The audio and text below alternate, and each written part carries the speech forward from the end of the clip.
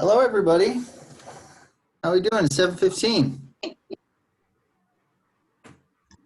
least it is in California. Hello. What was that? My volume was turned all the way down. I didn't realize.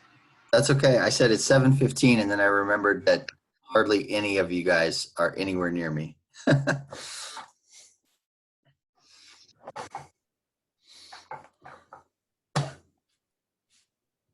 All right.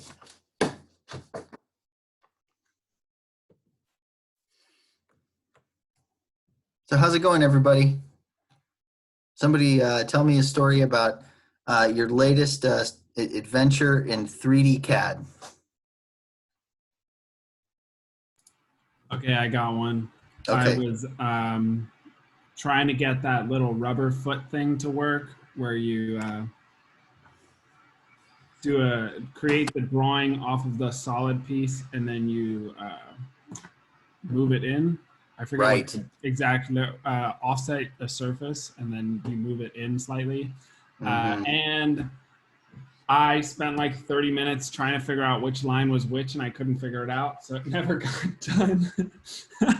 I couldn't figure out like which was the edge of the surface and which was the drawing, and it never seemed to be super clear. So that's my thing in CAD.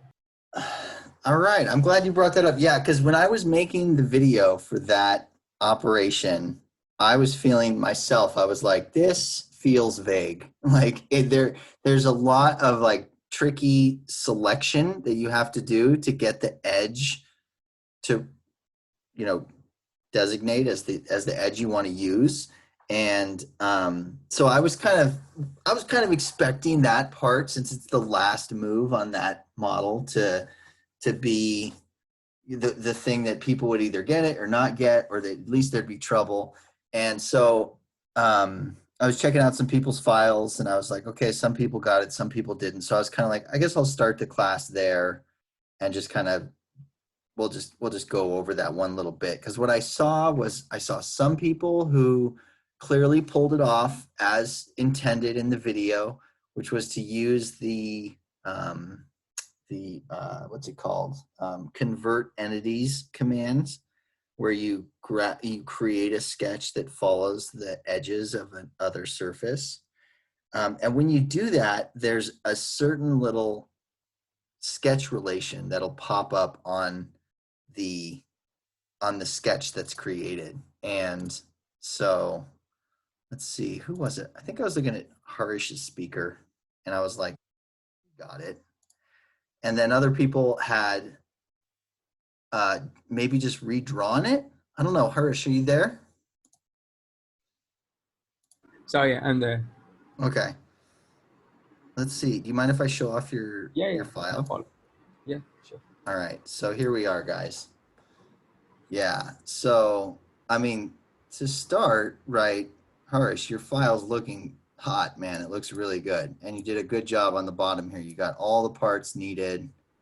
And so I was like, all right, he even like pulled off the little stamp at the bottom. So if I go to this thing and I just select that surface, SolidWorks will then go and highlight what feature that is. And then you can open the feature and you can go to the design sketch, or to the sketch that's running that feature. And if you edit it, you can look at the actual sketch itself. It just takes a second. Okay, cool. Right, so then here's what I see when I look at this, right? Like I can see these little dimensions. These designate the offset. So I know that you got the offset right. If I click on the actual sketches, I've got a couple of little sketch relations on there. Let's see, but they're all offset sketch relations. You see them up here in the upper left-hand corner.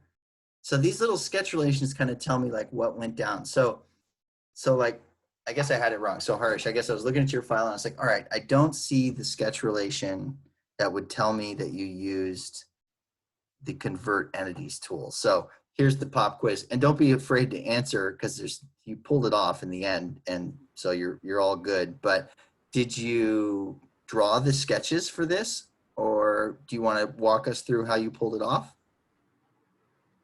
Yeah. I'm trying to like remember like the steps. I was just following the video, so especially like last few steps, I didn't have any trouble. Like I was just following the video, so I do not know exactly how I did it.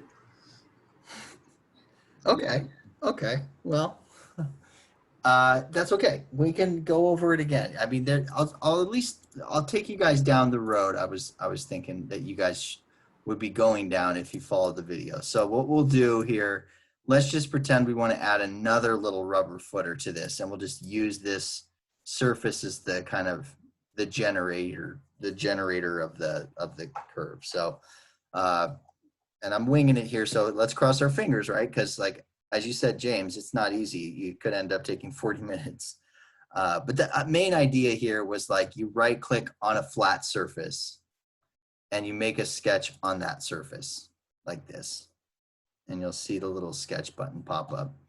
And then this button here, convert entities, as we should know by now, you know, this thing will create a sketch that'll follow the edges of this highlighted surface. And so I click that and it should turn on, convert entities to convert, this one. Are you making a sketch on that surface? I am, yeah. And here we go. Come on, baby. Select chain. All right, come on.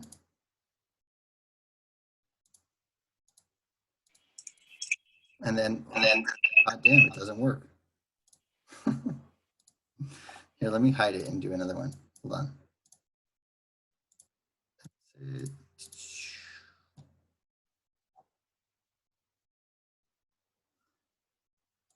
One of the things too that I liked about your file, Hirsch, is that you've got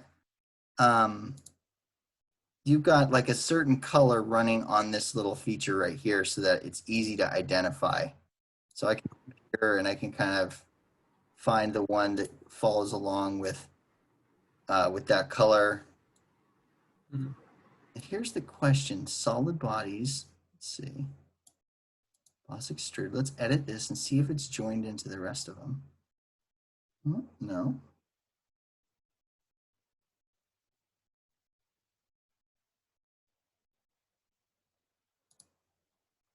So one of the things that I've been playing around with too, guys, just on a different topic, is putting our files into Keyshot and just kind of taking our files a little bit further. And you know what I'm realizing is that these designs are getting big for a part file, and so you can see kind of how my my computer's slowing up a little bit just running around and editing this thing. So that's going to be the theme of today. We're going to jump into a new type of file in SolidWorks called an assembly file. And I think we've kind of gone as far as we possibly can with part files. And this is what happens when you get as far as you can with part files, is that the computer just slows up and everything starts taking longer and you kind of start to notice glitches and stuff like that. Like the one I'm coming up against right now. Like I'm trying to just recreate this fun effect of creating the rubber pad on the bottom here and it's kind of stalling out. Let me try again here now that I've got the pad hidden. I'm going to create a sketch right on this surface. I'm going to go to convert entities. And it's basically, it's just not, there's the sketch. There, it looks like it's getting one around the edge here, but it doesn't get the one on the inside. So I kind of have to add that as well. So I got to hold down my shift button and I got to kind of grab all these little edges here. So this would kind of be the perfect example of sort of what happens when you kind of take a part file all the way, things just start acting sort of funny. There it is. You see those little dots that just popped up.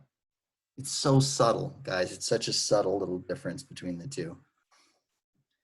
And so now we've got the exterior line has been created off of this surface, and we've now got the interior line that's created off this surface, and so we're good. So I can exit out of that sketch and look at it stalling, see?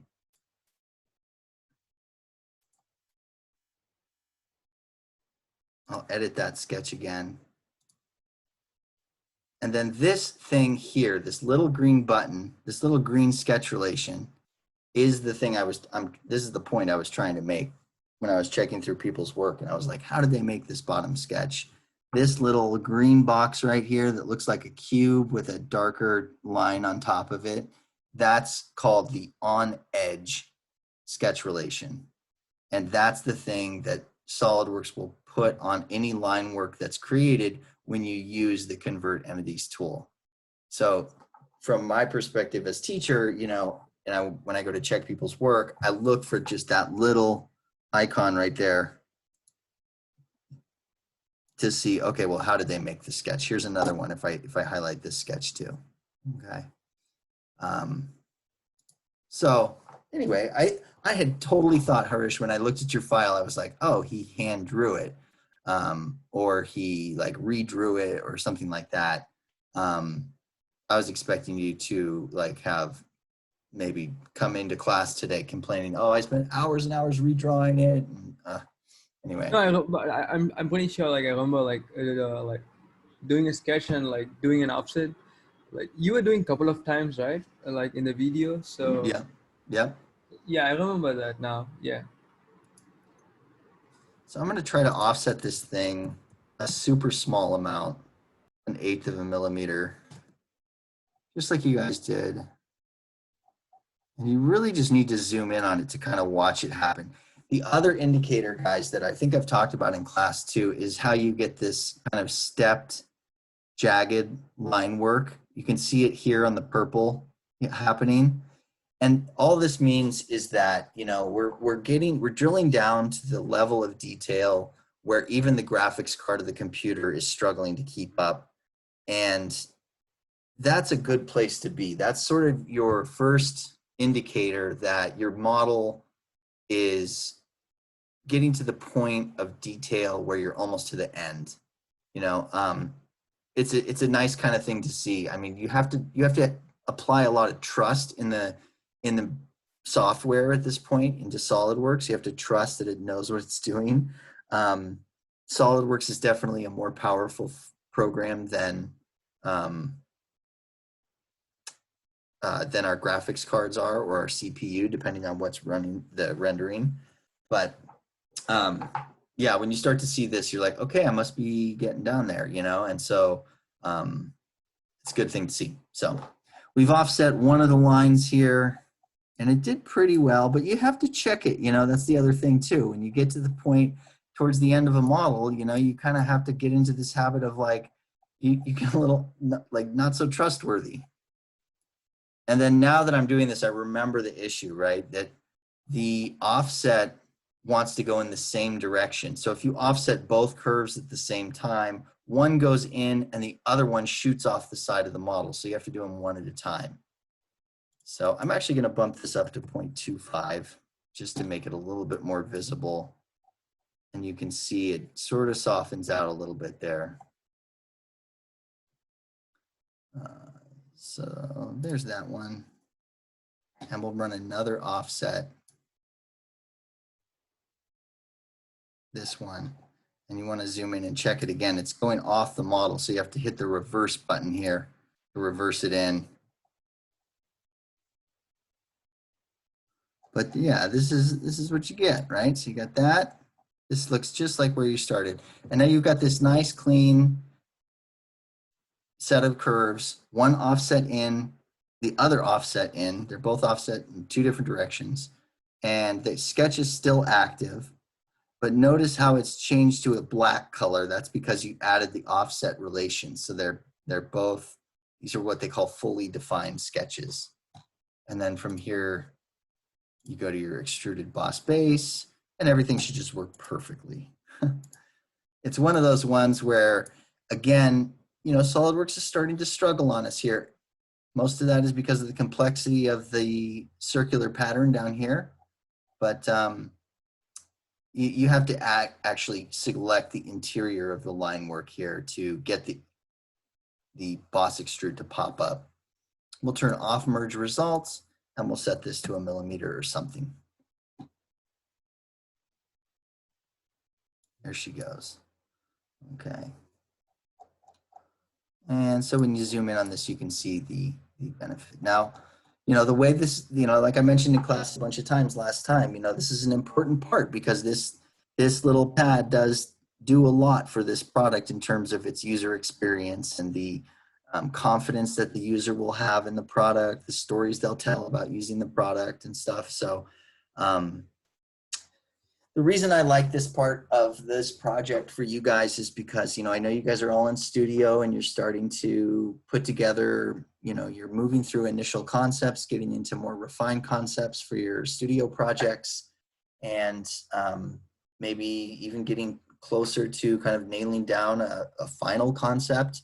And, you know, those are really just the first steps of coming up with a design. It's really these microscopic little details, the 1/4 millimeter offsets and fillets and stuff like that, that really kind of help finish a model strong and take it to 100%. So, you know, as students, it's easy to kind of wonder, like, when do I got it? You know, like, when is my design done? And it's when you finally get down to the point of like, well, I've added every detail I can, so much so to the point that, you know, SolidWorks can't even show me show me a clean edge. So anyway, yeah, that's convert entities and offset, the very final bit of the video for anybody that didn't get to it. So it's a tricky one because of that double offset, right? Having to offset the curve in one way and then the other curve in the other way on the same set of curves. It is kind of tricky. Okay. So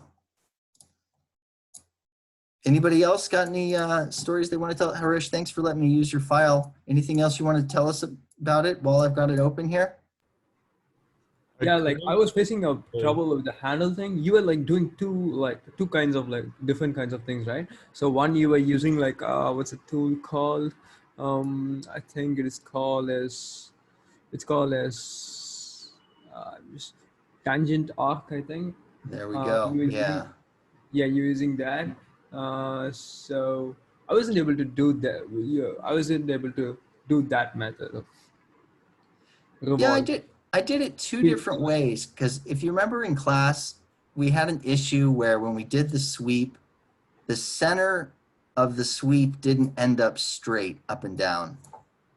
And so I had to switch gears and hand draw it.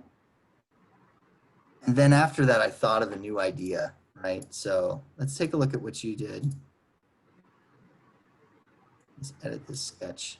This is why I love SolidWorks, because you can open somebody's file, you can look at their line work, and the line work will kind of tell you what happened with the model.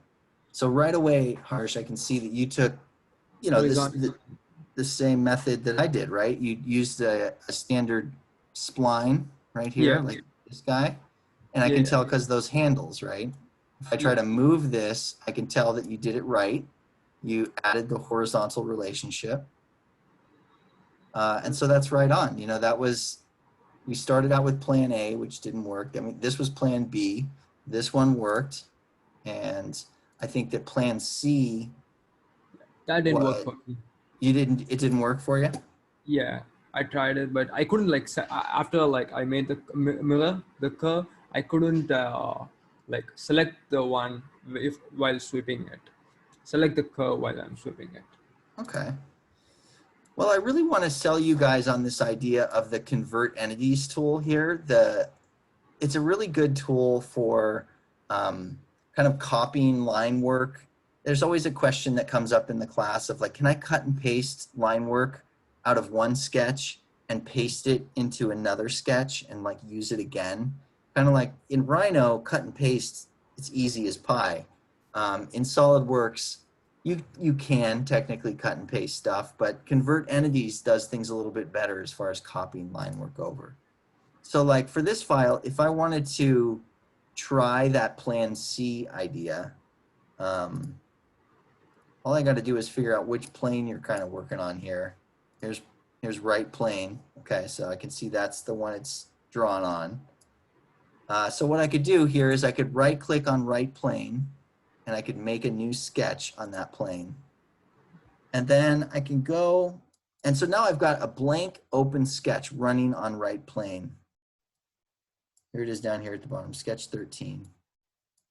And I can actually go to the sketch that's running this whole sweep thing here, and I just highlight it in the design tree, and I can go convert entities. And that will copy a fresh version of that sketch from the sweep into my new sketch down here at the bottom. So now I get a fresh copy to work off of, and I can test a couple of different ideas. So I'm going to exit the sketch now that I have the copy I need to test. And I'm going to do a bunch of stuff. Let's hide a bunch of these things because there's so many bodies and so many bits and pieces to this model now. It's just feeling a little bit like you want to get them out of your way so you can focus in on one thing at a time. Okay, so all bodies are hidden now. And now I'm just staring at this sketch. Here's my sketch right here.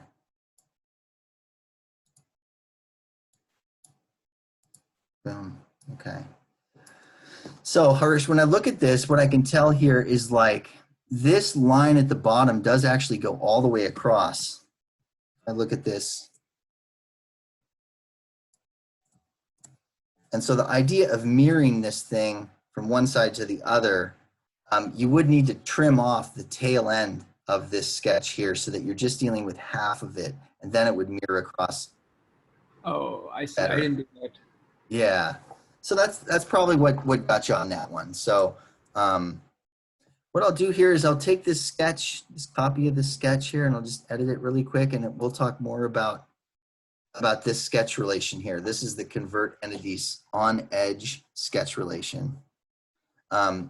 And we'll continue to talk about this color scheme that the sketch is on. Like it's black, which means that it's a fully defined sketch. It means it is kind of set in stone and not open to any more definition, like any more dimensions or anything like that. It's been developed with all of the parameters it needs to be good. So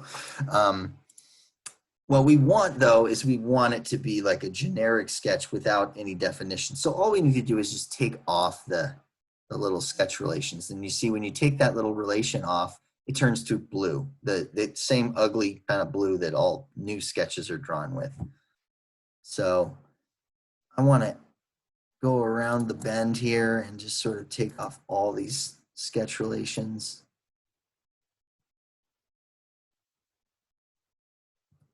I really want you guys to see that, like, when it comes to sketch relations in SolidWorks, they are totally removable, and you shouldn't be intimidated by them because they really can be annoying sometimes. They get in your way and they show up sometimes without you seeing, and they can piss you off, you know? So if that happens, don't be afraid to just delete them and start over. So that's what I'm doing here. I've got this piece of line work that I'd like to use for a demo, and I've taken that line work from another sketch using convert entities. So it's got some additional sketch relations on it, which I need to remove to get the sketch back to a plain state.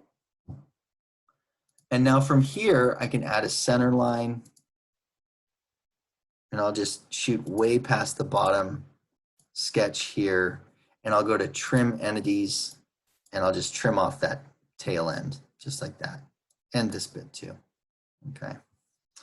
And then while I'm at it, I'm also going to take off this piece up here as well, because the demo here is going to be to try to use that main arc across from one side to the other. So that's all the trimming I have to do. The rest of this line work is good. So I'll just approve that. And I can now go to mirror entities.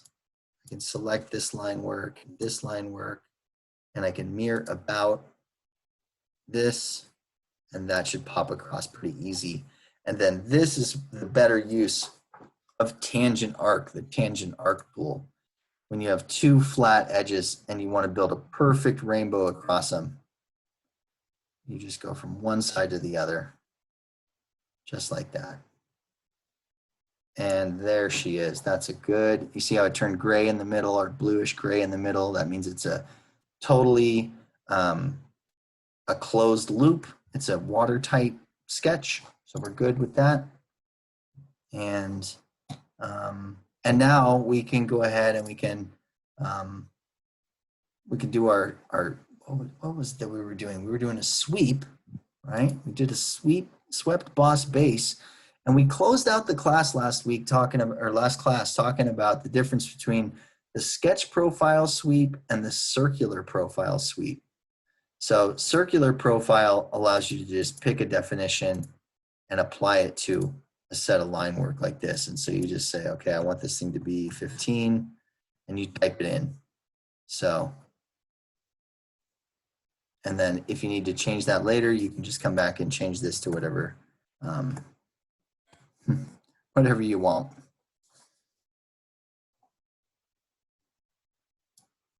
So there's a fun little recap for us and a little fix up on your model, Harish, just to show you.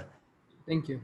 Yeah, what to do. You know, it was just that little tail end of that sketch that was, since it went across the center line, when you tried to mirror it, it would mirror onto itself. And that anytime you double up geometry in the computer, you get into a weird kind of state where the math doesn't work and the computer gets angry and says, no, I can't do that. So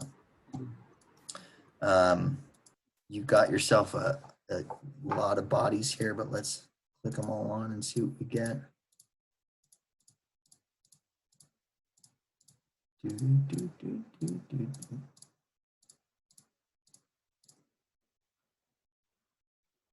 Perfect. All right, so now you can see these two. Here's the new one we did, and here's the old one we did. Neither of these are correct. I think that this arc one, the one I just did for the demo, I think that one's a little bit more in line with the actual product, but since we haven't seen the product, we don't know. But you know, there's that again. So yeah, okay, cool. So there's that. I'm going to shut this down and or you know what I'll do? I'll save a 7. I'll give you an R2 and I'll send it to you, Harish, so that you have it.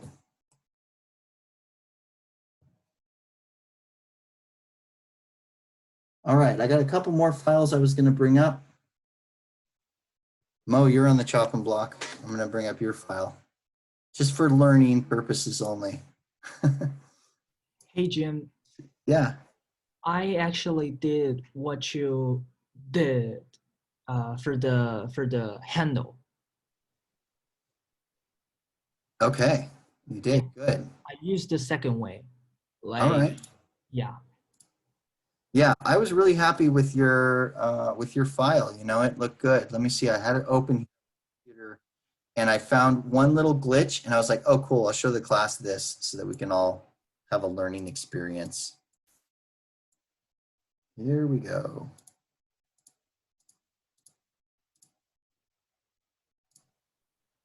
Hey, Jim. I have the same things.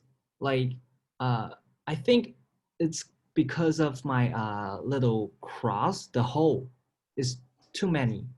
Yeah. Yeah. So my computer is, always frozen. For, maybe 5 seconds or 10 seconds. Yeah, like this. I'm not sure how angry you are about it. If you are, let me know and I won't laugh as much, but it's pretty normal for to kind of laugh off problems like that. I'm not making fun of you or anything, but I was super impressed by the crosses, guys. If you guys haven't seen Mo's file, I mean, this is hot, man. This thing looks really cool. I think it's just each one of these little edges here is going to be a separate little piece of geometry. And so there's technically more mathematics going on behind the scenes to fill it across than a circle, you know? So that's why it's taking so much longer. And it's okay. It's no big deal. That's not, I was really happy to see that you took the creative step to actually draw across and get it in there. Did you use the graphics from the plus symbol?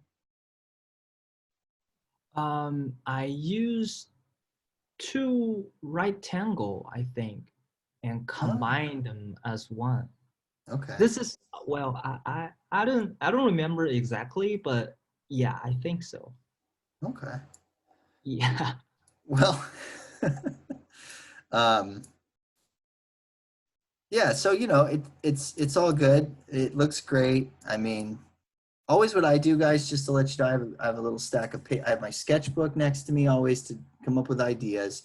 Then I have this piece of paper that just sits next to my mouse pad, just so I can take notes on how I build something.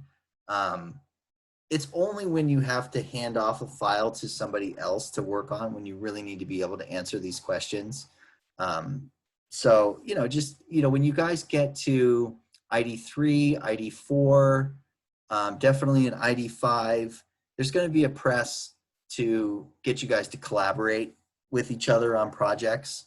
And a lot of times in those situations, you'll have a single CAD file that you're going to be swapping around to different people. And so just so you know, that's coming. And especially up in the upper class levels like ID4 and ID5, you'll be out of DC3 and DC4. You'll be gone and done with those classes. So it's something to write down in your notes, to always take notes on your build strategy.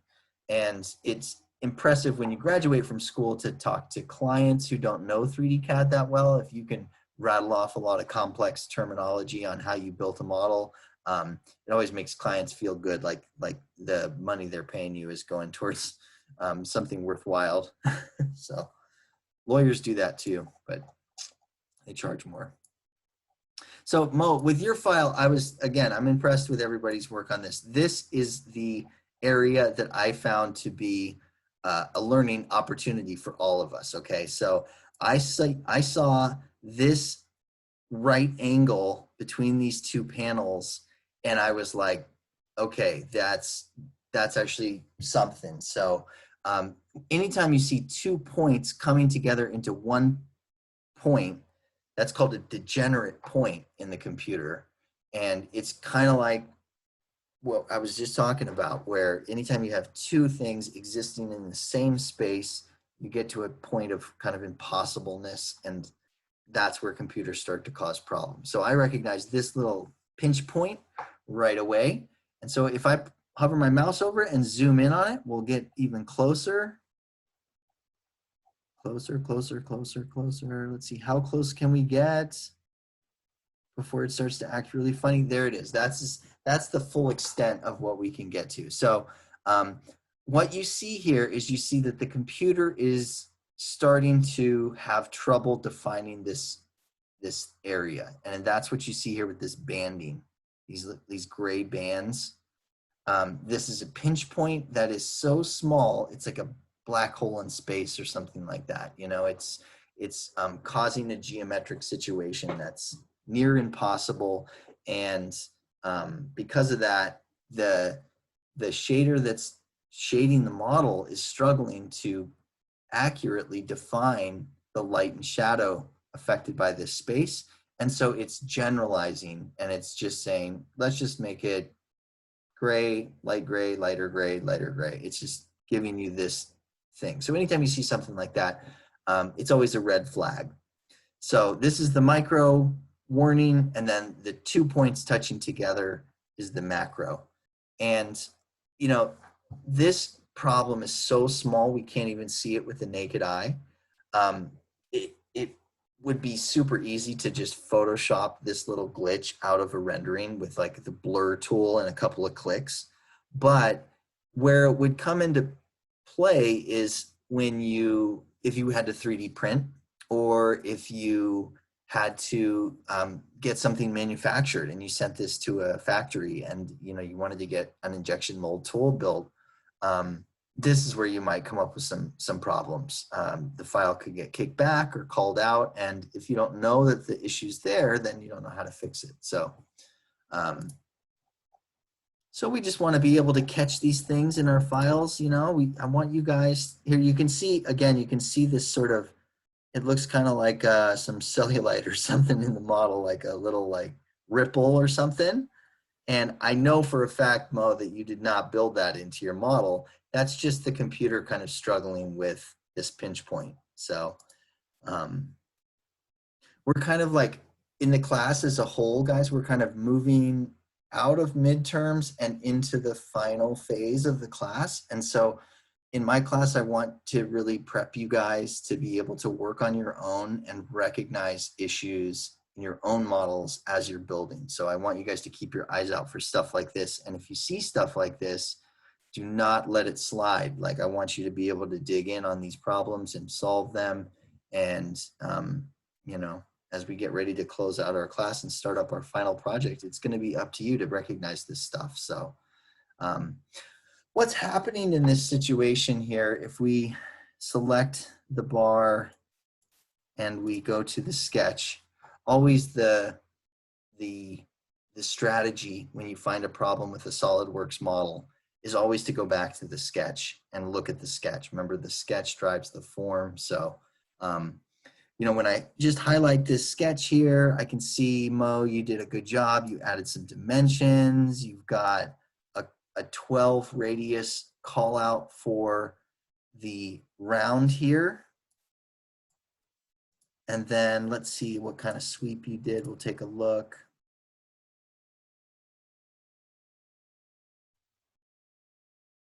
Nice and slow. We'll just be chill about this. Take your time. Sweep number 7.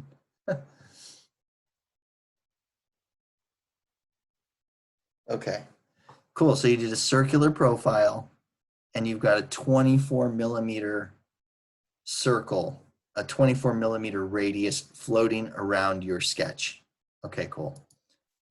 I'm going to approve that now and we'll have to wait. So try to think about this, guys. We've got a 12 millimeter fillet that a 24 millimeter circle is trying to rotate around.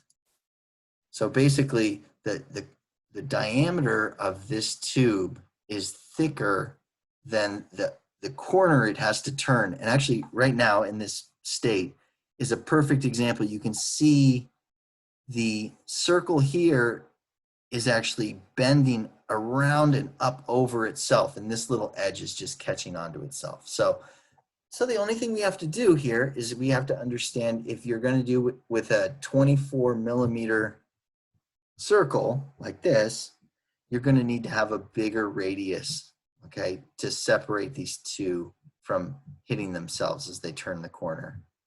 Okay, so we can go back to the sketch and we can actually edit it right from here. We can just double click on that radius right there. Change this to, like, let's try 16. We won't go too big. We'll just change that to 16. And don't forget that when you change a dimension without editing the sketch, you have to go up here to rebuild. You have to rebuild the sketch. And it'll take its time again. Give us some time to sit and think. There you go. Perfect.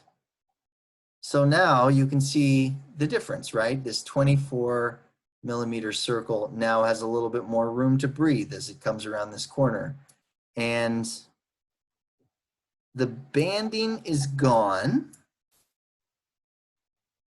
And everything looks pretty clean. It looks like, yeah, that like ripple effect is gone. And you can start to see this nice core shadow flowing across this whole set of seams right here. If I turn on some of the real view graphics, here's a pretty good example, right? As you get better and better at 3D CAD, guys, you're going to learn about, you know, things like ways to evaluate your models. I've talked about them a little, like the zebra stripes here and the curvature analysis. These are some advanced tools for surfacing. We're going to get to this in our next project, but the bottom line with both these tools is, like, you're taking a band of light and you're casting it across the different sections of your model, and you're watching that light as it flows along your surface, and you're testing to see if the light reflected off of it is smooth and attractive looking, or if it's shaky and weird. So there's a little bit of wobbliness here, but not too much. What I'm really paying attention to is kind of a generalized look of just like this flow across here is much cleaner. And also the circles here are well away from each other, so they have a little bit more breathing room and they're not interacting with each other at all. So yeah, so that's another kind of fix that I saw that we could all keep our eyes peeled for. It's just, you know, having a tight radius to work around and what to do in that sort of situation. I'm just going to undo my edit here.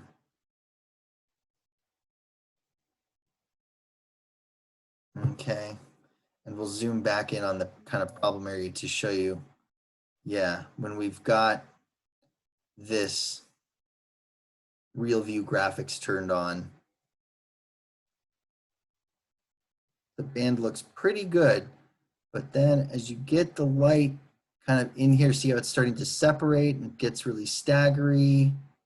So I thought that would actually look a little bit worse than it does, but this is kind of one of the issues with SolidWorks is like SolidWorks will operate to such a microscopic level of detail that you really need to train your brain to look out on that same microscopic level to see if there's going to be issues. So, but yeah, super good stuff. Super happy with everything down here. Looks nice and clean. Looks like you guys all followed along really well with the tutorial. So these models are going to come out super hot. Okay, these are going to look good in the portfolio, guys. Let's take a quick look at our plans for this thing. We've got speaker projects. We've got images. Okay, so we worked last time on this guy, right? All right. Here's a nice shot. Then there's this shot. Now we're not going to build this, guys, but I want everybody to take a look at this image here and try to recognize, think about your own skills in your portfolio and try to think about how easy it would be for us to build this right now. Like, I'm not going to ask you to do it for class. It's not part of the project. But I want you guys to start to recognize your own skill level and looking at this revolve. So what this is this is a subwoofer down here, or maybe this is the tweeter and then this is the subwoofer. I don't quite know, but anyway, these are the speakers that live inside of this thing, and they are merely a bunch of revolves. I mean, here's a revolve, another revolve with a circular pattern. This is a asymmetrical revolve with a little detail in here. Down here, you've got some screws, a couple of screws hanging out, and then some random, I don't know what those are, batteries maybe. Yeah, those are probably lithium ion batteries down at the bottom because they're sitting right over the connector for the battery charger. But I think that, you know, if you guys really want to help sell this product, you know, like, or sell this project in your school portfolio, this would be a good little thing to take on as far as a break, on your break in between DC3 and DC4. And then, you know, I've seen your guys' work in other classes now enough times to know that you could Photoshop something like this into your model as well. So, yeah, so I hope you guys all still have this, this collection of images on this project, because there's definitely more detail in here that we're not adding just for the sake of time. You know, I wanted you guys to all finish this model, but this was another piece that we didn't get to, where you'd actually have to cut out a section of the circular pattern and fill it back in to then get the real estate you need to put this in there. But I think that we've all done it enough with the top of this thing, right? We all figured out how to pull this move off. So when it comes to doing something like this, just a little bit different line work, you know. So like I said, it's not part of the project and it's not a requirement of the class, but I'm just trying to remind you guys of all how much you guys have learned and how you can take your projects further. Another thing to pay attention to in this image too that I'm just noticing now is if we look inside of these holes, there's like a foam, like a typical kind of microfoam dampener, you know, like the pop filter I've got on my microphone.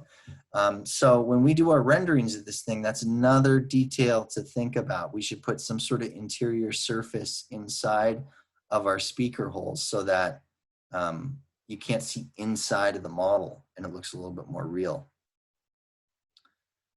Also, other things to pay attention to here, you know, the fact that this is not just a silver, this has got a little bit of a metallic flake to the paint. There's also a bit of a texture to the black rubber here as well. These close-up photos here are a really good set of inspiration for you guys. So shoot me a quick email if you don't have these images, if you need them again. But there's a lot of, I think, inspiration for us in these photos. And then the big thing we're going to try to take on today is this Bose bass. Not Boss bass, Bose bass. And this thing's easy as pie to figure out. We don't know much about it, right? We don't know how big it is, and we don't know really like how thick it is or how it plugs in or anything like that, but we have the opportunity to just kind of make that up. And we do have the rest of our model here that we can hover over this form to kind of answer those questions for us. You know, we can use the model we've already built to define the scale of this piece here. We know we've all got the Bose logo, so we can use that line work from the original model and get our embossed logo in there. But there's a lot of stuff we'll have to play with. I mean, there's a lot of really attractive things happening with this part line right here. I would say it's an accentuated part line. It's got a filleted edge on one side, and then there's a filleted edge on the outer shell also. You can see this little tiny line of light. It's right here, and then this big dark shadow. That's all intentional to gain your attention, to call this thing out on the table, to make it look attractive, even though it's a boring part of the thing. And since we don't have exact dimensions for that, we're going to have to build a model that's totally parametric, that we can adjust those sort of things until it does look right. And that'll be a personal preference for each of you. We're gonna try to rough it out, and then homework over the weekend is going to be to start to knock out some renderings of this thing. And so that's going to be where, when you get this into KeyShot and you start to do renderings of it, that's where you're going to start to find the kind of like, oh, I need to fix this. You know, you're gonna come to the realization, like, I want this part line to look better, you know. And so it looks really great over here on this side with this nice highlight right here. Yeah. So yeah, so this is also a perspective view, so we can hardly even use it for anything beyond a visual reference. We can't plug this into SolidWorks either. We can't trace over it really. We have to use the CAD we've already built to build it. Okay, the CAD we've already built is pretty heavy, and our goal today is to get that part file into an assembly file, and then we're going to build this thing around it. So before we get into assembly files with our actual model, we have to kind of just get introduced to assembly files in general and go over some of the kind of rules and regulations of assemblies and just get familiar with the workspace of a SolidWorks assembly file, because it's different, okay? And it's not exactly fun. It's not a fun thing to learn, but it's important. And so I need you guys to follow along. Does that sound okay? You guys with me? Yes. Okay, cool. Nice. All right, what I'll do is I'll shut down your file mode. Let me show off your work. What we'll do is we'll go to File New. Okay, we'll remind ourselves this page here. I like this icon for the assembly. I mean, it's Tetris based, so that hits right in line with my early 90s upbringing. But you know, it kind of makes sense, right? Like you build something like this, you add additional parts to it, and that's what an assembly file does. I like to think about an assembly file like it's a sandbox, and you bring all your toys to the sandbox and you dump them in, and then you arrange them so that, so that they all play well together. So I'm just going to open up a straight assembly file without anything, and we'll see what comes. So you can follow along if you want. The first thing that happens when you open an assembly file, let me do that again. I did it too fast. I was rushing. File, new assembly file. Okay, this happens. So, you know, if you're watching the open box, the open dialog box pops up and immediately gets in your face before anything else happens when you open an assembly file. And, you know, try to think about it like this. With a professional level industrial design model, you know, you're going to have 15, 20 parts minimum going into an industrial design model. Some of that will be from the engineering team with the PCB board, some of it from the industrial design team with the body and shell of the part. If there's any engineered grips or different materials, you know, like Nico, I think on your ID2 project, you were talking about doing the hair dryer with like a gel grip or something. Is that right? Like a rubber grip? Yeah, or wasn't it like a gel or something like that? Oh, I was talking about like aerogel for like the very top piece. If that's Okay. what you're trying to get at. Kind of. I was just trying to bring it up an example of like an extra special type material that would likely be provided from another person besides the ID or something. So like something like that, you know, aerogel, if you're dealing with a special material, you get a file from your vendor or from the manufacturer of that piece, and they'll send you a step file or another SolidWorks file. So the bottom line is, you know, you open this assembly file and your goal is usually at the start of a new assembly, you're taking pieces from a lot of places. SolidWorks knows that.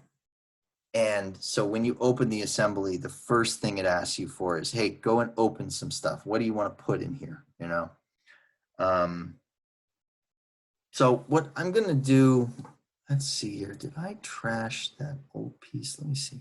I want to bring in just one of our speakers to start. But I think what I'll do, let me look in our files. Because I had some kind of easy stuff. Let's look at an easy one. Let's look at bigger. All right, this works. Here's an example thing. Okay, so here's a piece, I guess, when I was doing circular patterns with you guys, I brought this up. So here's a part file, and I've chosen this as the first thing I want to input into my assembly file. Couple things to pay attention to is that after you choose the part you want to bring in, you have to be careful not to just randomly click anywhere at all. Like you don't want to just click, because if you, at this point, which is called the begin assembly point, okay, you're beginning by adding a part. If you click, what this will do is it will drop this piece in the 3D space of the assembly file, which is a little different than the 3D space of the part file.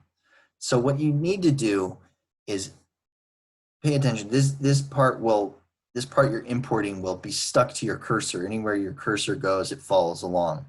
So you bring your cursor over here, okay, and you go up to the green checkbox and you watch it. Now watch it reset its position.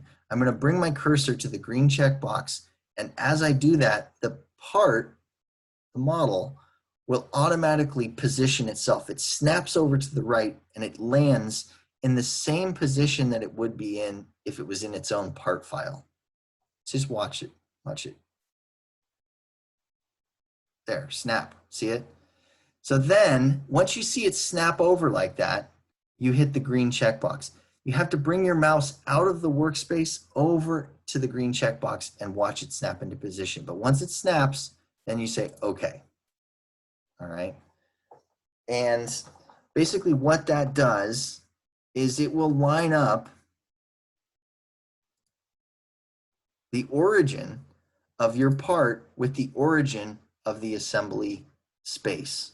Okay, so that means that the first thing to learn about assembly files is this. It's like your part files have their own 3D space that you build in with a front plane and a top plane and a right plane and an origin. But this assembly file has its own set of 3D space, its own front plane, its own top plane, and its own right plane. So you need to line the two up. You need to accurately place your part into the assembly's world.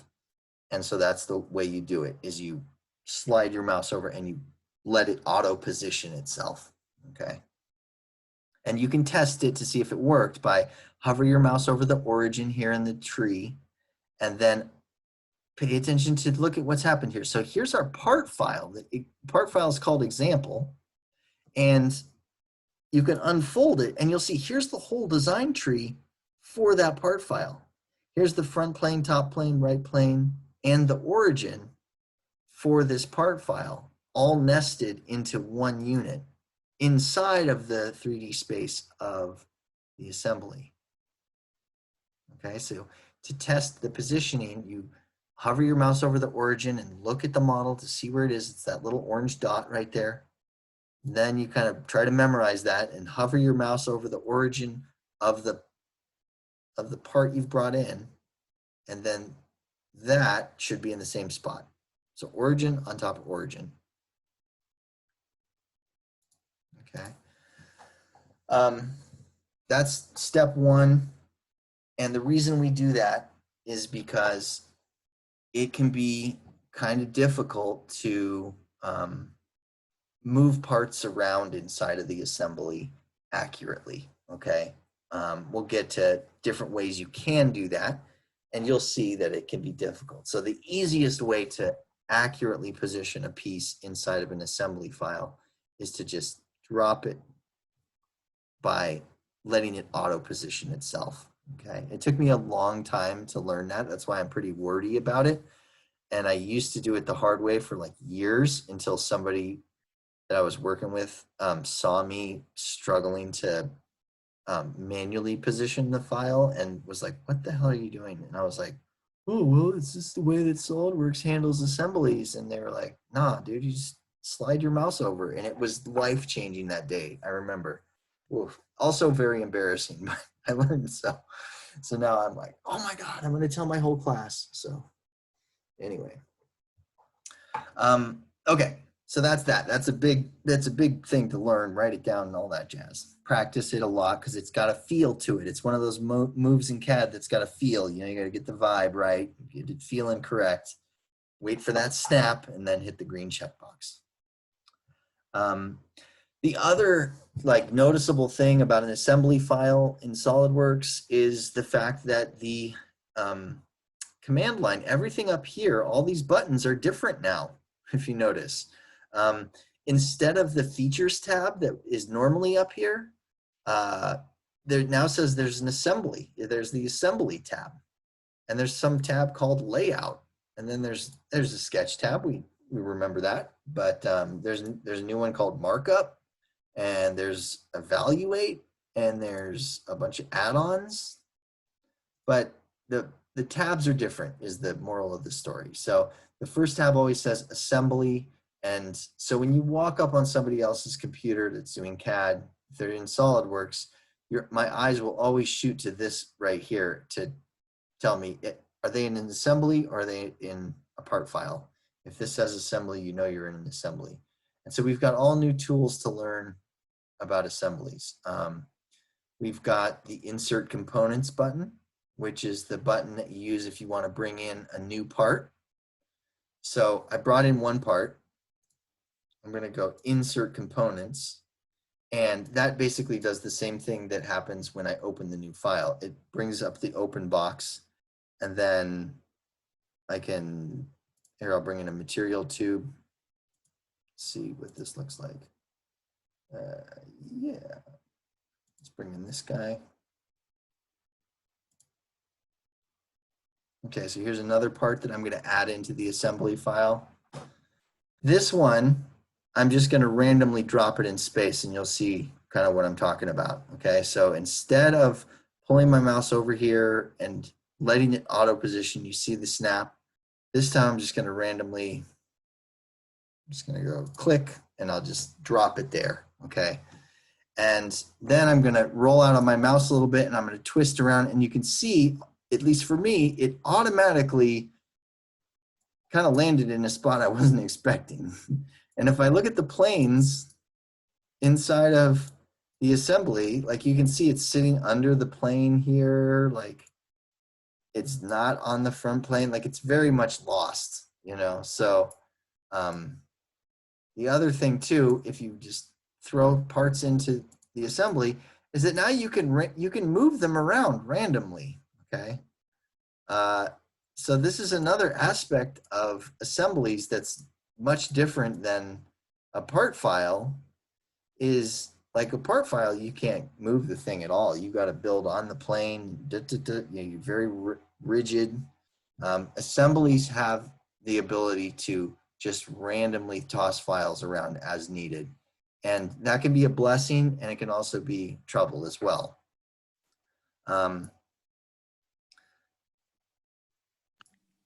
Is that why there's so many like block commands in the layout?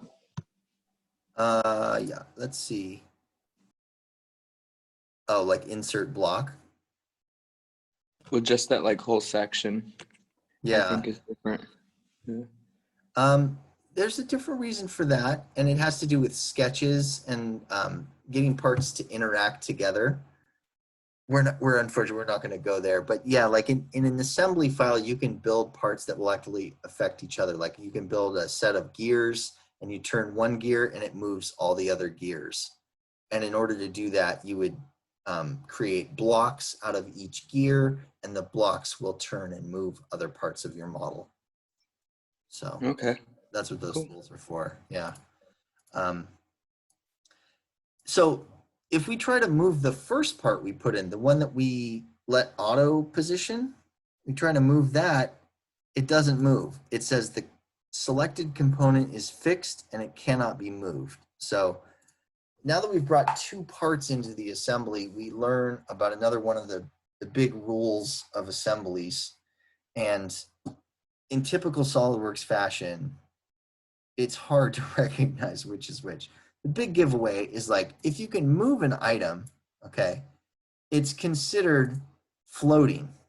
Okay, this is a floating part, which makes sense. Okay, but this part here has been fixed in place because we let SolidWorks auto position it, and it fixes it in place. Over here in the design tree, we have two different files. One of them, the fixed one, the one that won't move, the fixed one, has a little f. See that lowercase f? So that means fixed, and it means that this is kind of pinned down and it cannot be moved. The other one has a parentheses with a little minus symbol. See that, guys? And that minus symbol means that you have a floating part. It's kind of easier to tell. If it moves, it's floating. If it doesn't move and says fixed, it's fixed. But the way to tell at a glance is to look for an F for fixed and a minus for floating. At any point, you can take a floating piece and you can right click on that and you can go down to fix, and that will solidify it and hold it in position. You can fix it. So we'll hit fix. And when we hit fix, we get a little F next to our model. And when we try to move it, we get the same warning. This thing is now fixed and it cannot be moved. Okay. So this again goes back to the really complex assemblies that you can build. Like think about like if we had to build like an actual motor, you know, a car motor, like a V6 for for a Camaro, you know. You could build that entire motor with all the camshaft and the gears and the pipes, and you could feed gas into it. And as you're putting together all those hundreds of parts into the CAD file, you're going to want to be able to fix things in position so you don't accidentally move them, because everything has a relationship to other things in the model. So a lot of times you want this option to kind of to move stuff around at random and then totally fix it in place so it cannot move again without extra effort. So anything that you put into an assembly file in SolidWorks, you can right click on it and you can say fix or float. It's right here in this drop down. So if it's fixed and you right click, the word you'll see is float, and then you can float the thing all you want. And if you right click and look down, it says fix, and that means it's floating and you can fix it. Okay. There's this great designer that I follow on Instagram, and his name's 3D Magic Mike, and he does like Datsun, like cars, like trucks. Let's see. Oh, this guy, yeah, and he builds all these parts in SolidWorks. So here he is, Mike O'Brien, and here is, I don't know, let's see. Okay, here's a screenshot of an entire Datsun, all the parts in SolidWorks. Here's a screen. Here's like a ghosted view of an entire car built in SolidWorks. The guy he does these hot rod Datsuns. Here's another awesome one of all these custom parts that he's designed in SolidWorks, and then he manufactures them himself as well. Yeah, crazy cool. Oh, and look, he's hiring too, guys. Oh my God. Yeah. SolidWorks experience examples provided, proficient in parts, assemblies, and drawings in SolidWorks, proficient with the sheet metal features. Oh my gosh. Anyway, here's a picture of an entire engine built in SolidWorks. Okay. This is the kind of stuff that can happen inside of an assembly file. And clearly, you know, like with this is, I think, the flywheel. I'm not too well versed on cars, but like, you don't want this to shift around by accident if you've built this whole model with a couple hundred parts. But yeah, 3D Magic Mike, guys, if you're looking for somebody who's a SolidWorks badass to follow, he's your guy. And it's a great example of just like just killer SolidWorks assemblies, just like nuts assemblies. Like here's one with all the springs and everything. All these springs, here's the motor in the frame with the springs. All of this stuff would be applied at the same material that it was going to be manufactured in. Like he's even got the transmission back there. Anyway, I could go on and on, but assemblies are, they can get super duper complex. So it's important to be able to learn how to fix and float stuff, and you're going to want to know that. So don't forget, it's the right click. Okay. Always when you're doing with assemblies, you want to have like your main part should be fixed. The first part that you put in is kind of like the root piece. And so I'm going to keep this piece fixed no matter what. Okay. So yeah, fixing and floating is another important thing. Okay. The other thing too is, you know, how do you edit a part? So, anytime that you put a part into a SolidWorks assembly file, it's going to be linked into that part. So if you guys know InDesign really well, or if you're good with Photoshop linking, the way this works is like each of these parts actually lives outside of the assembly in another part file. And the link is created between this assembly and the other part file.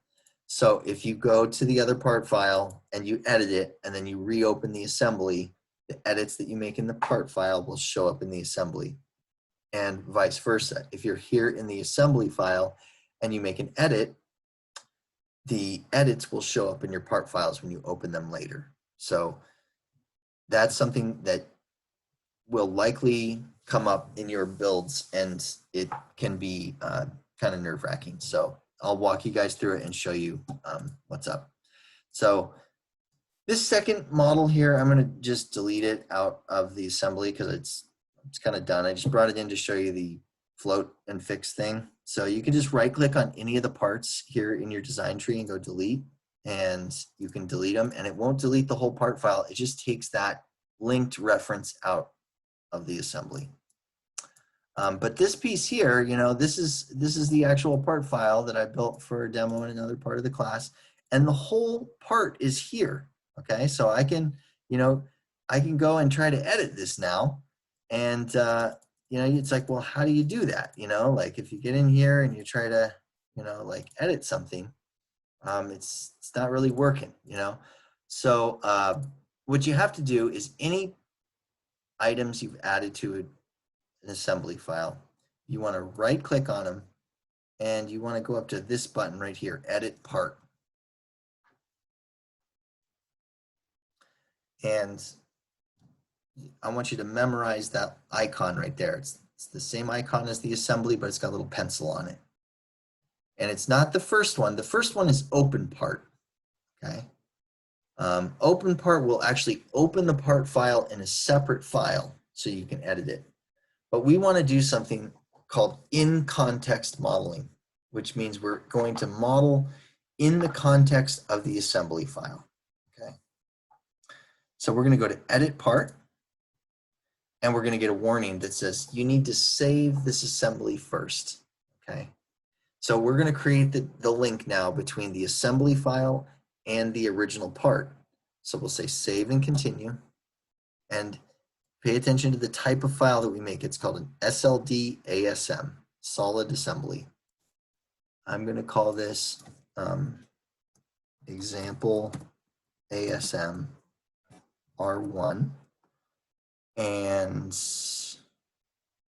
yeah, I'm just going to save it in the same location as the rest of my files. Perfect. Save, please. Yeah, it's taking its time. Okay. So now the assembly is saved. The connection between this assembly file and that part is now done. It's been created. And you notice that the part turns blue in the tree. It's that really ugly engineering blue again. The whole design tree is now blue for this part. So that's the indicator to you that this part is now editable and it is able to be edited. So if we look over here, there's a new button we've never seen before. This is the exit component button. Any part files that you put into an assembly are going to be referred to as components. Okay, so just like in SolidWorks, when you're doing sketches and you're editing sketches, you're constantly looking in this upper right-hand corner for buttons and indicators to kind of tell you what state you're in, you know. Same thing goes for assemblies. Here's the button that just tells you, okay, I'm now editing a part. So if I wanted to say, I don't know, like when I go in, maybe I want to edit the cut extrude. Here's the cut extrude for the circular pattern. I want to edit that. So I'm going to say edit sketch. And maybe I just wanted to kind of like better define this a little bit. So I'm going to say, let me go to smart dimension. And I just want to put a little dimension between these 2 points, just so that I have the ability to adjust this form by dimensions. So I'm going to change this from 0.086 to maybe like 2. Okay, so silly. That's a silly change to make. Let's try a different way. Let me lock that piece and then change this one to, let's try 1. Okay, there you go. All right, so I guess I did a little trick there. I should bring that up since it's on video, right? I added something called an anchor to this point. So when you have 2 points like this and you put a dimension between them and you go to edit the dimension, sometimes SolidWorks can't decide which point you want to move, so it chooses for you. And so you can put an anchor sketch relation on one point so that the other point is the one that will shift around. So here's the example, right? We wanted this piece to move over and not this one. So you just right click on the point you want to hold in place and you go to the anchor, and that's that. So that's a fairly substantial edit, that one I just made there. So I'll exit the sketch. The model comes along for the ride. Okay. Maybe I'll you know, do something else, and maybe I'll change the circular pattern. So I'll edit the pattern. Okay, it looks like I've got 360 degrees of rotation. I've got 10 instances. Let's just bump that up to maybe 14 and see what happens. Let's see, looking at the preview, that's a little too drastic, so let's go 12. Yeah, okay. All right. So that's a solid edit to that piece right there. So we'll just exit the component now. Okay. And that's it. We've edited this part in the context of an assembly file. Now we need to remember that the edit here will be reflected in the original part. So here's how that plays out. When you go to save the assembly, you go File, Save, you get this box again. And I think, I'm trying to remember, I remember bringing this up with you guys before, but I can't remember when it was. What was it for? When we were like importing, well, remember when we were like importing parts, step files from Rhino? Was that it? Ugh. Just shout it out if you guys remember, otherwise I forget. But anyway, this box here means that it's trying to give you an indicator. Hey, you're saving the assembly file, and we're also going to be editing your solid part file. So are you sure you want to do that? And you say yes, save all. Okay. And that's it for the assembly. We've saved our work, so we can close that, and we can open up the part file here. And you can see that the edits have been made in our part file. Okay, so good. That's all nice. Why don't we take it a step further and throw a fillet or something on here? Let's see, yeah, okay. Do this funky 1 centimeter fillet. And just for the heck of it, let's put another one of those on the bottom.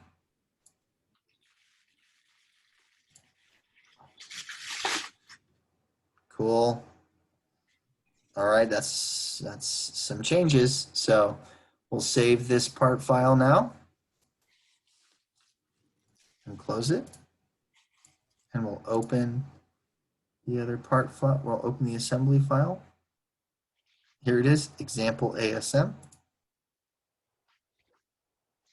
And now we get this thing with a timer. Look at the timer, 7, 6, 5. It says, do you want to rebuild this document? Yeah, you have to say yes. I want to apply the changes.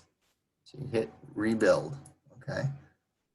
And that will then apply the changes we made in the part file to the assembly. Okay, so that's the example of the linking. All right, this turned out really cool. Look at that, it's fun. Love that. Stuff, okay. Granted, we want to edit that here in context of the assembly. We can go ahead and just try to take off some of these fillets. So let me try to delete one and say okay. Takes that right out. I was kind of expecting that to fail actually, because usually I'd say edit the part first, but it's working. Hey, if it works, guys. Weird. Anyway, all right, so let's close this out. We'll get this warning again. Hey, you know, you're working on an assembly file. Your solid part file has been edited. You sure you want to do that? You say yes, save all. We'll check it one more time in the part file. And good to go. Okay, so that's a lot to kind of to chew on. You know, the live linking thing is important, and you need to be able to really pay attention to the proper naming of your files so that you can recognize at a glance what file you're working on, what revision you're working on. I've seen some people just recently, like in grading homework and mouse project and stuff, that have still not latched on to proper naming structure. Okay, I'm kind of putting my foot in my mouth here dealing with a file that's called example.solidpart, but I mean, just you'll see, I guess, is my lesson of the day. Name your parts so that you know what they are. Okay.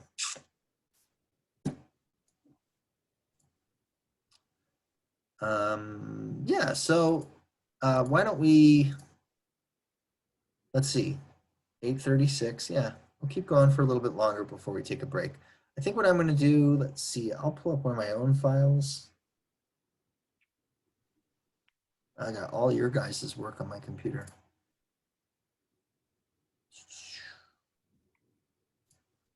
Let's go to my desktop. Is it my desktop? Let's see. Okay, yeah, so here's my practice.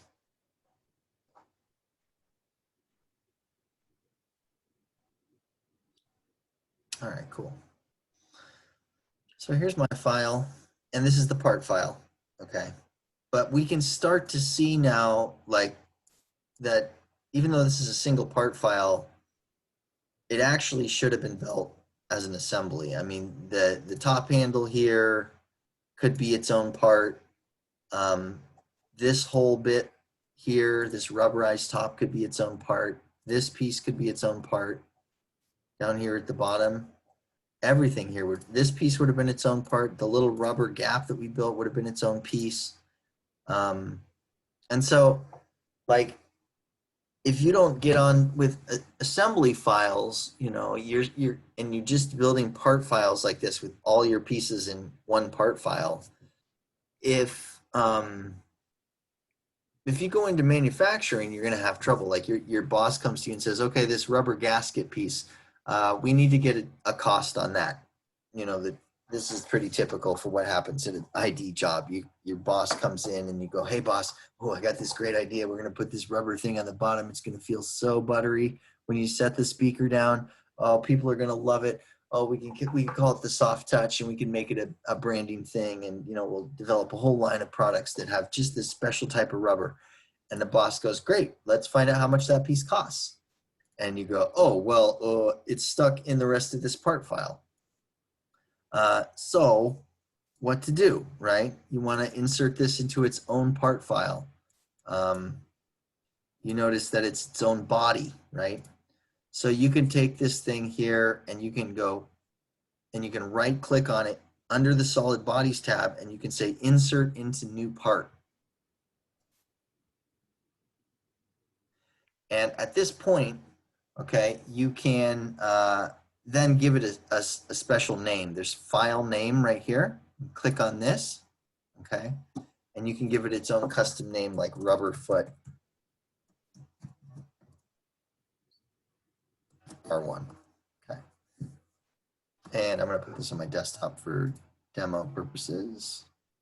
I'm actually gonna make a folder. This is how nervous I am about organizing this stuff. We're gonna call this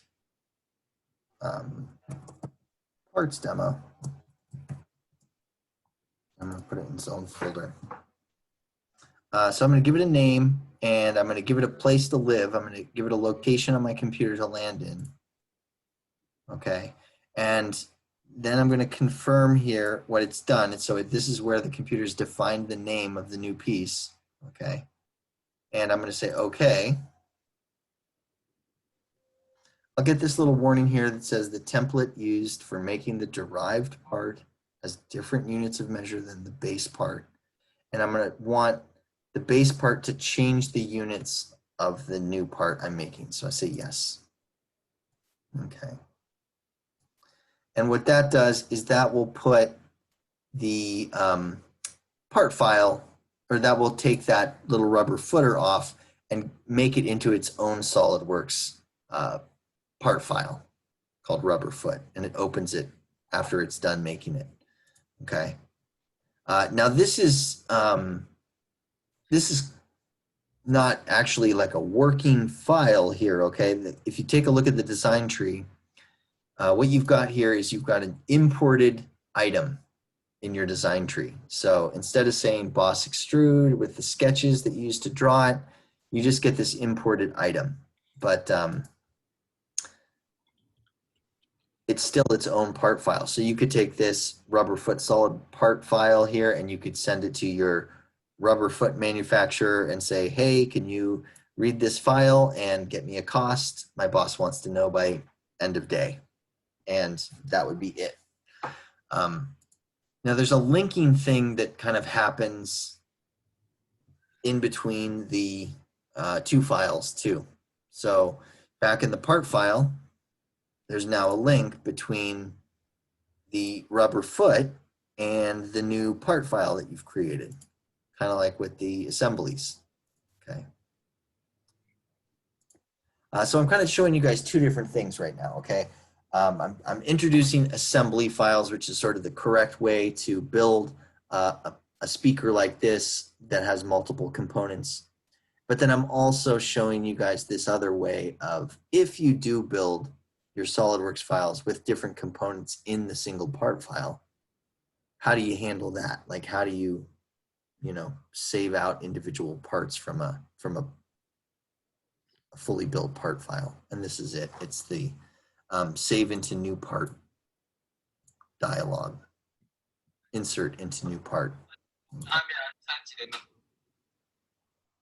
Harish, what was that?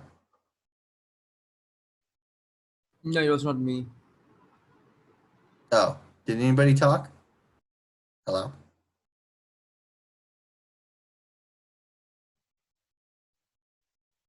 Okay, well, I want you guys to know what to do with if somebody ever comes down the road, or if you continue to build in this way that I've kind of taught you how to build with multiple pieces in a part file. I want you guys to know what to do to handle that situation. But I want you to also recognize that, like, assembly files are also kind of on the list. This handle is another kind of good example of an item that would be its own individual part. In fact, it's a fabric handle, and fabric and industrial design are most commonly done by a really popular company that's called Cosmo. They're right in San Francisco, and they do like the fabric shell for the HomePod at Apple. They're like right by school. So Cosmo Design Lab, here they are right here. Let's see where they are in San Francisco. Yeah, right here. So here's school, right? Let's see, where's school, right? Best Buy, school. They're like right here. They're like right at our school. They have a ton of cool stuff. Yeah, 17th and Treat.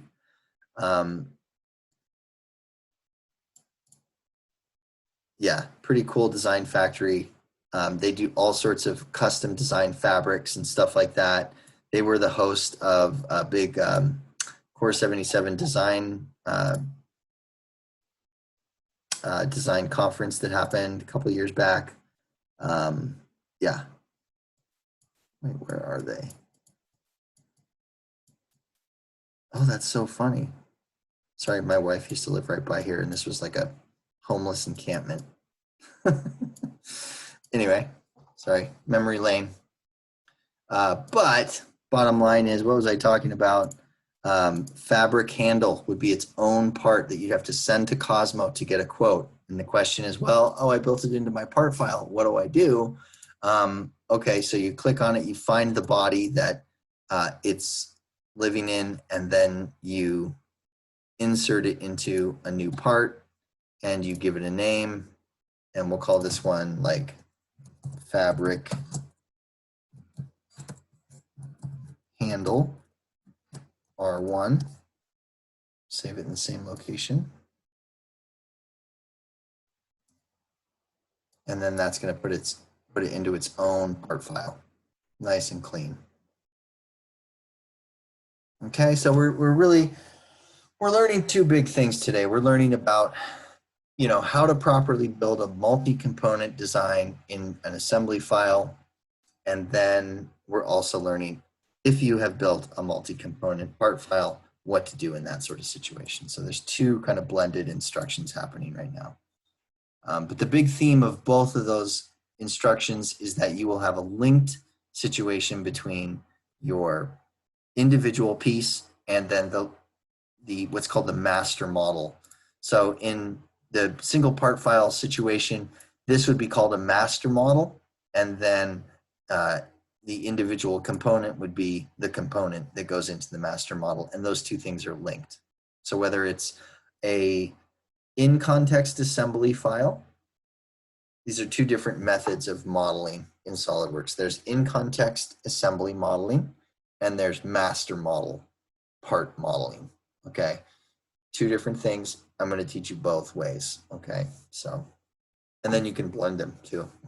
But the point of this class is to learn both ways, kind of try both ways out, and then decide which way works best for you. So I can't recommend one or the other.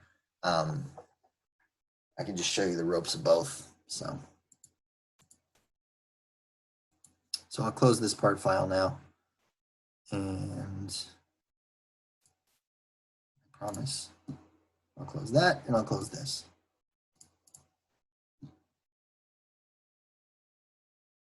Okay, cool. All right, 8:47. Guys, why don't we take a little break right there? I was thinking that we'd take a little 15, maybe 20-minute break right now, and that way we can have the last hour of class to continue learning about assembly files. Basically, what we're going to do in the next part of the class is we're going to start up a new assembly file, and we're going to put our speaker models into the assembly and use it as a guide to building that charging base. And so we're going to be kind of blending our master model with an assembly, and we're going to work on trying to use that master model as a guide for the construction of the battery base so that it's done really accurately and we know it's going to fit. So does that sound good? You guys up to take a little break and check your notes and take a breather and come back, and we'll close out the last hour of class with the rest of that assembly build. Sounds good. Awesome. Okay, good news, guys. All right, so I'll just check back with you. Why don't we come back at 5 minutes after 9?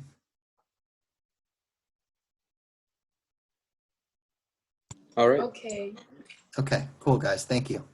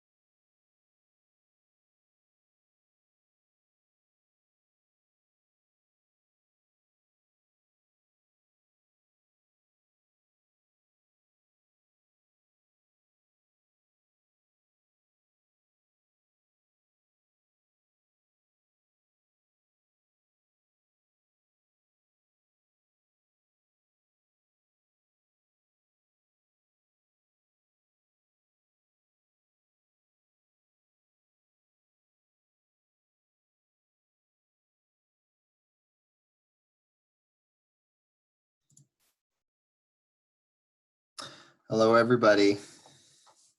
It is time to talk about CAD some more. You guys there? Most. Yep. All right. Okay, good. Well, all right. I will get us started then.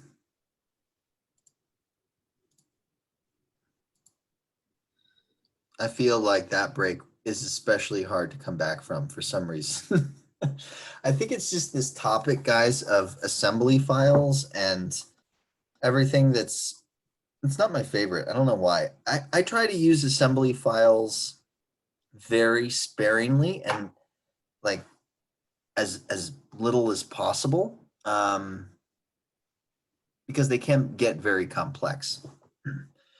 So like I said, with what I want to do here is I'm going to make us a new assembly file for our speaker project, okay? And we're going to put the speaker that we've built into the assembly file, and then we're going to build the base off of it. So I'm going to go File, New. I'm going to make a new assembly file.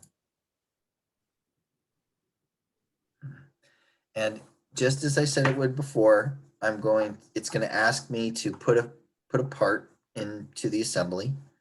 And for me, that's this part here, my in-class practice part. So I'm going to put this in, and it's going to take its time. Yeah, there it goes. It's going to show up stuck to my cursor, and I'm very careful about this one. Do not click until you drag your mouse over here and watch it snap. There it goes. And I hit OK. All right. And look at this. Oh, I got a new thing. Never seen this one before. Insert warning. The inserted component contains an amount of detail that might affect assembly performance. The faces is 1,700. The graphics triangle, blah, blah, blah. Here's a button I've never pressed before.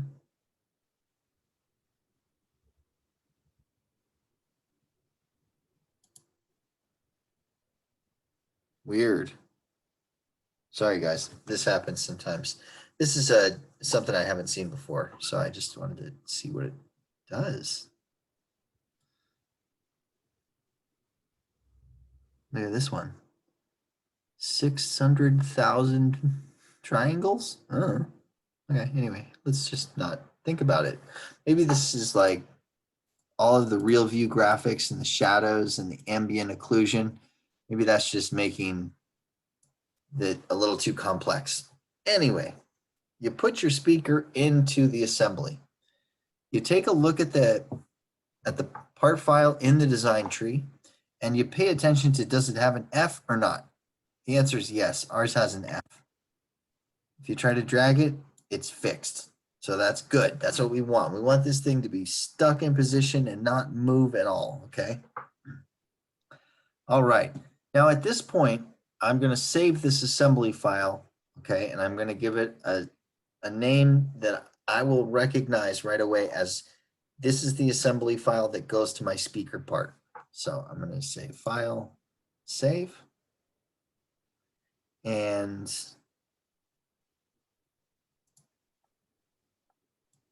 for me, my name is, I'm going to call this in class demo _ demo ASM. See, this is just me being weird. I like to add the term ASM, even though the extension says ASM. I add it anyway, just to really hit it home in my head, in my brain. This is the assembly file for, here, I'm going to add speaker. Really idiot proof. There we go. Now by saving the file, so I insert the part file and then I save the file, and that will create the connection between this assembly file and the part file, okay? So if I want to edit my part file now, I can just go here to the part file in the design tree, I can right click, I can go edit part, and it's right like I'm back in the part file itself. Even look at up here at the top, guys. When you edit a part in an assembly and you go up to the top, it now says features, sketch, surfaces, sheet metal. Remember, these are the tabs from our part file. So the whole interface changes when you edit a part in context, okay? But let's say here that I want to, maybe I want to change the sweep here. That's an easy one. So I can highlight it and I can go to the sweep and I can say edit feature. And I'll just, you know, let's see here. Maybe I'll change it to a circular profile and change this to 15.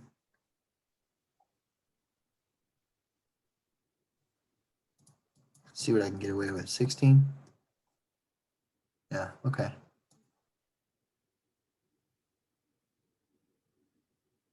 I'm giving you guys a more complex example of editing your part files in context of an assembly, in context modeling. That's what we're doing here. So I've now made a change in the part file, but done it within the assembly. So I can file, save, and that will save those changes. And now I can exit out of my component. That's the part file, that's the speaker. And I'm kind of back to business. Okay.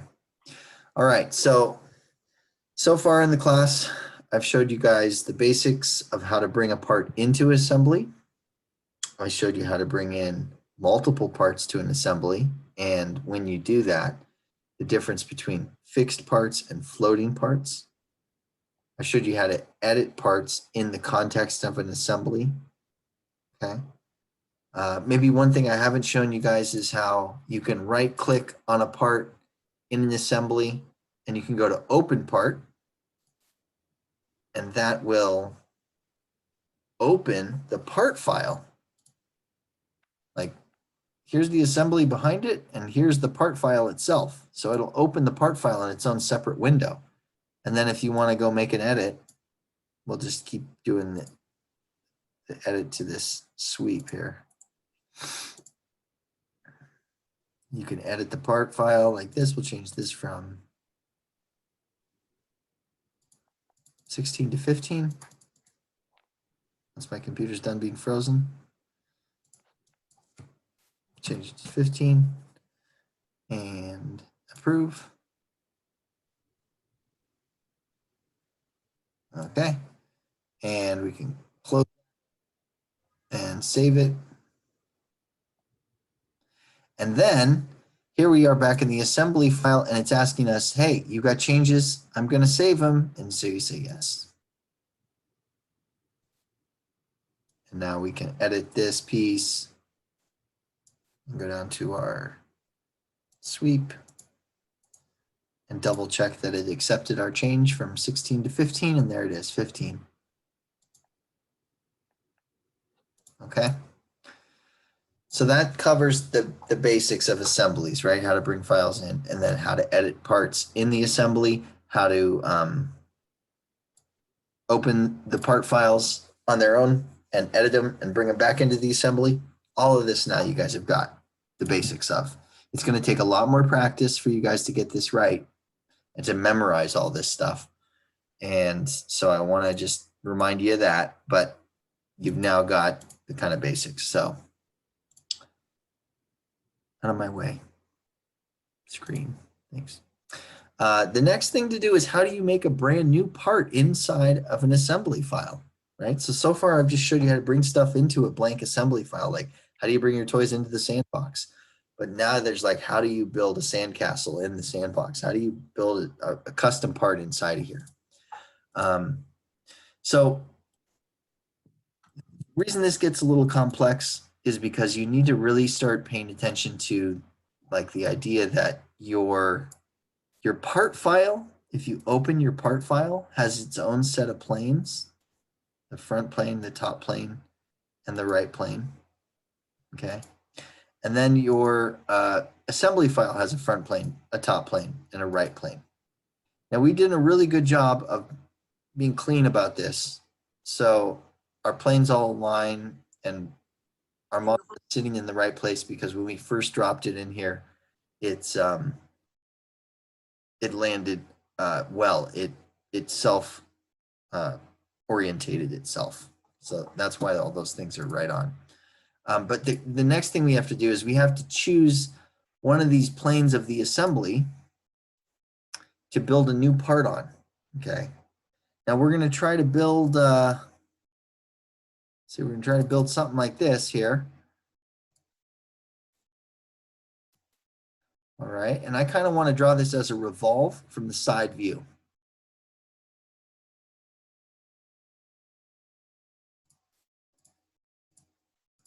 So I think if I look at my model here and then I look down at the way that this thing's orientated, I think probably it's the right plane that I want to draw my side view on. Yeah, I want to draw this thing sideways like this. So here's how you do this, okay? You figure out which plane you're going to draw on. You go up to Assembly. You go up to the Insert Components button, and you open the drop down, and you go New Part. Okay, now when you hit New Part, kind of nothing happens until you go and click on the plane you want the new part to start on. So you click Right Plane. And voila, a new part appears. It's called part number 4. See mine? Okay. Everything kind of turns this strange color of gray. Let's open the new part to take a look at it. It opens the new part, and you see that it starts a sketch. And that sketch is right on the right plane. No, I don't know what plane that sketch is on. So let's just, approve this. So let's go to the upper right, and we'll just say, okay, just exit out of that sketch. Okay. That's that. Okay. So first you pick the plane, and then you go New Part, and then it'll open up this new plane, and it'll start to edit it right away. Okay, so we're going to actually exit out of the component now, because our part has been created, and we don't really want to edit it quite yet. We want to confirm a couple things first. Okay. So maybe the first thing we want to do is give this thing a new name, right? Because it's currently called Part 4, and that's boring. So let's right click, and let's go rename part. And we're going to call this speaker underscore base R1. And it wants me to rebuild. I'm gonna say okay. Perfect. So that's gonna rename it. And step 1. Okay.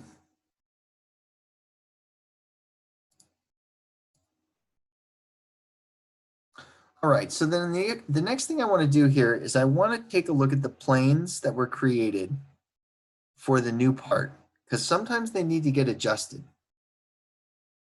For instance, first I'm going to go up here to the top of the assembly, and I'm going to hover my mouse over the top plane. I'm going to say, okay, there's my top plane for my assembly file. It's right there, it's sitting on the bottom of my piece. But when I go to the new part, speaker base, and I go to top plane, it's also there. So good. I'm in a good spot with the top plane. Top plane is good. Now let's look at the front plane. Here's the front plane of the speaker base. That's sitting like that. Now we'll go to front plane of the assembly. Up. Look at that one's different. See, the front plane of the assembly is going front to back, and the front plane of the new part is going left to right. Okay, so this is a problem. That means that the new part that we've created needs to be turned, because we want the front plane to be going front to back the same way the front plane is going on the assembly. Okay, so this is the thing. So what we have to do here is we're going to add our first mate in the assembly file. Okay, And a mate is it's a go-to thing in an assembly file. And what it does, it's kind of like a sketch relation. It brings two parts together and holds them together. Okay. You look at the little animation here that SolidWorks plays. You see that? You can grab the edge of a model and then the other edge of a model, and it'll bring those two pieces together. See that? Watch that little animation there, and you'll get it. Okay. And so what we're going to do here is we're going to add a mate between the front plane of the new part and the front plane of the assembly. Okay. So that they touch each other. Okay. So first thing I'm going to do is I'm going to go to mate, and I'm going to get the property manager here for the mate, and I'm going to set the mate to coincident, which means touching. And then I'm going to open up my design tree here in the workspace, and I'm going to go to the front plane of the assembly, and I'm going to enter that into the mate selections box. And then I'm going to go to the front plane of the new part, and I'm going to hit that. And then you can see it, you can see that it's flipped sideways and that they're now in line with each other. So I hit the green check box here. That's it. That's all you got to do. Okay. You can close the mate tool now, because the mate tool, it always stays on after you use it once. It wants you to add a lot of mates, but since we're just adding that one, that's all we need to do. Jim? Yeah. My computer said the selected mate could not be successfully created. Go back to the mate and make sure that it's set up on coincident, this one. I think I hit the coincident. So hit the front and then hit the front. That's right. Yeah. Another thing to make sure that the new speaker thing, the new part, make sure it has a parentheses minus next to it. It has to be floating to move. And if it doesn't, then you have to make it floating. Okay, let me. Nope. I don't know why. Does it have the minus next to it?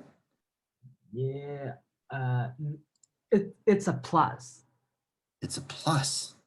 Yeah. Right click on it and go down to, it should say float instead of fix.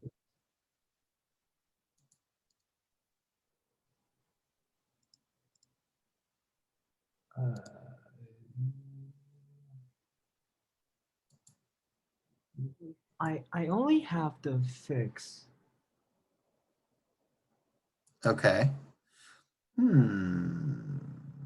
Let's see. Okay, how about, see this little section down here on my screen? See where it says mates? Can you unroll that and tell me what type of mate it says it has right here? Should it say coincident? Coincident 5. There is a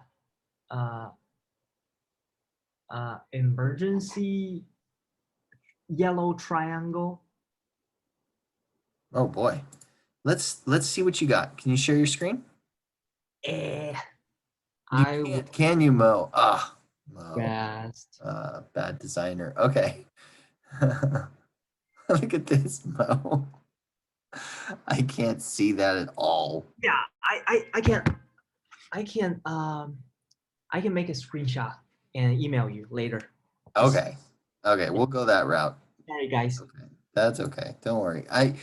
Just so you know, guys, so as you add mates in assemblies, you can delete them just like everything else. So like Mo, if you've got some weird like warning sign on your mate, you can always just delete it and try to add it again. Okay. That's just what I would suggest. This should work, but I'll help you out after class if you want.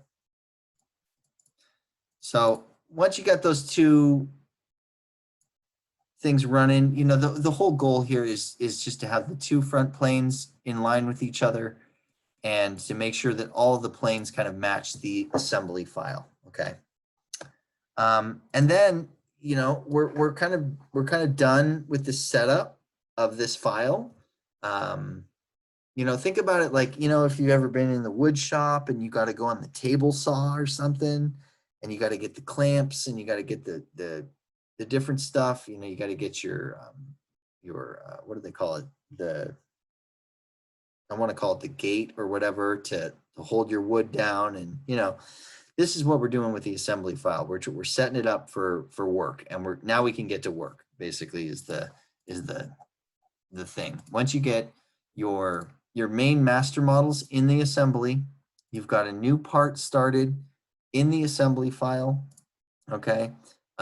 From here on out, all we're going to be doing is the same type of modeling that we've been doing in the rest of the class. So we're trying to build this guy here, and it's pretty simple. We're going to do an arc, we're going to do a revolve, and then we'll do a secondary little revolve around that, and then we'll just build this piece into the top of the surface we get. So 928 shouldn't take too long. So I'm going to go here to the speaker base in my assembly file, and I'm going to right click, and I'm going to say edit part. And I'm going to say the front plane is where, well, let's see, right plane, I guess, is the side view, right? That's the front back view. So I'm going to make a sketch on my right plane. And there's the sketch. Okay. Now make sure, guys, to go through the process, edit the part that you want to edit, and then work in the part that you want to edit. Okay, because if your part's not blue like this, it might mean that you're actually creating sketches and things inside the assembly, and that's different. So we're just trying to edit the speaker base R1 right now.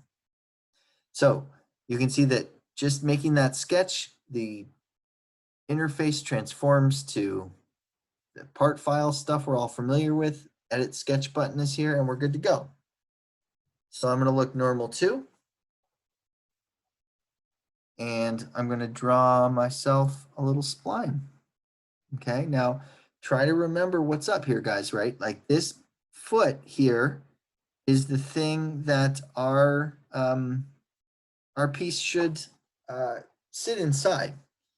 So actually, you know, I'm kind of like looking back at this thing and I'm realizing, okay, I think it's actually, yeah, let's see. Oops. Yeah. So it looks like maybe what we need to do is just take an arc. I'm just going to extend it out a little bit further than maybe the edge here. So this is going to be a subtle little arc. There's my arc, and I'll right click and I'll hit select. Okay. And I want to make sure that this thing here is right in the center. Like here's the origin. So I want this point to be right in line with the origin, but I want it to kind of touch just the bottom of the rest of the model. Okay. And I want everybody, if you're following along or if you're watching online after class, to make sure that this button right here, no external references, that must be checked. Okay.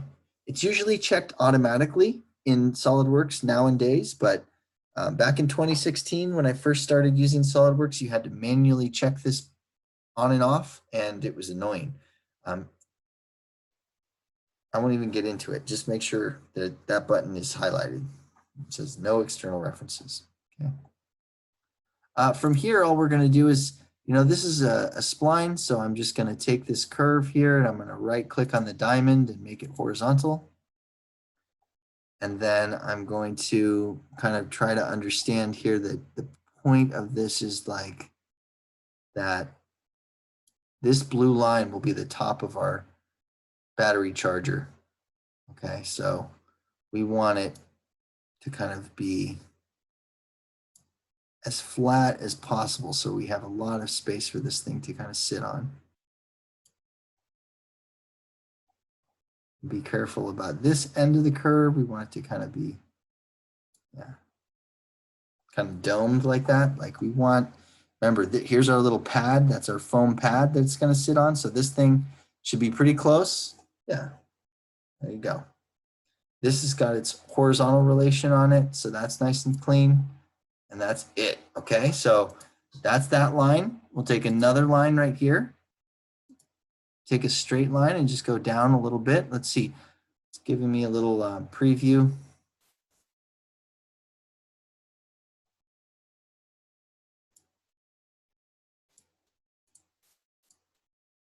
And that's that. I just want to add one little dimension on here just so I kind of know what's going on. I'm going to take my dimension tool, smart dimension.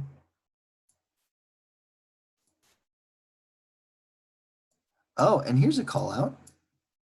It looks like I'm working in centimeters. Oh, whoops.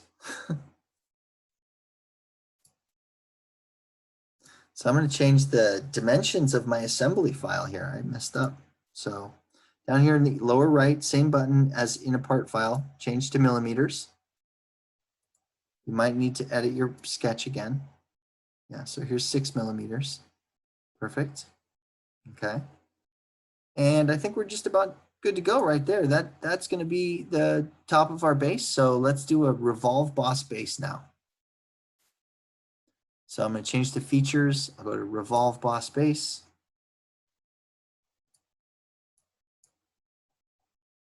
Kind of want to watch this thing happen here. I'm not quite sure which line it's chosen to revolve around, so I'm going to clear the selections and I'm going to use this line, the center one, that one. Perfect. I'll approve that. Okay.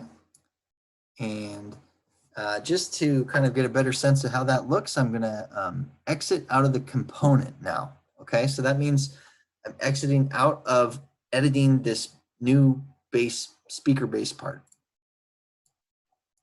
So there's our little piece, just like that.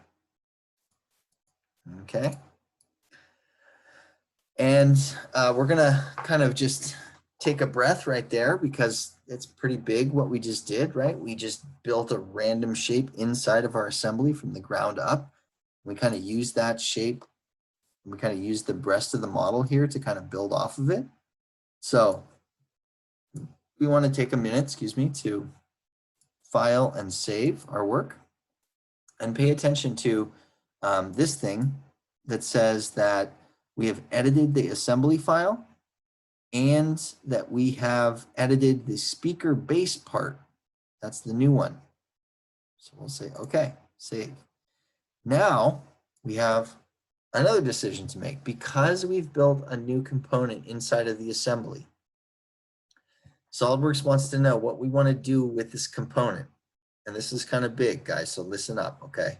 We have the opportunity now to save this part file inside of this assembly as a virtual component, okay? Meaning it doesn't actually have a part file attached to it like everything else does. It's like a mystery file. It's like a part that lives only in the assembly. Okay, and then we also have the option right now to save externally, which means we can make an external part file out of it. And I like that idea better because I like to have a backup. If the assembly file goes to the dogs, then I like to have a part file to rebuild. Okay, so at this point, when you make a new part file inside of an assembly, you're going to get this save as box. Here's what I like to do. Save externally. It's going to collect the speaker name and it's going to save it in a certain location. I want it to save it right there. Perfect. So I'm going to say, okay. Perfect. Okay, now just for the fun of it, I'm going to just minimize my assembly file here. And I'm just going to confirm, let's see, here I am on my desktop. Let's see here.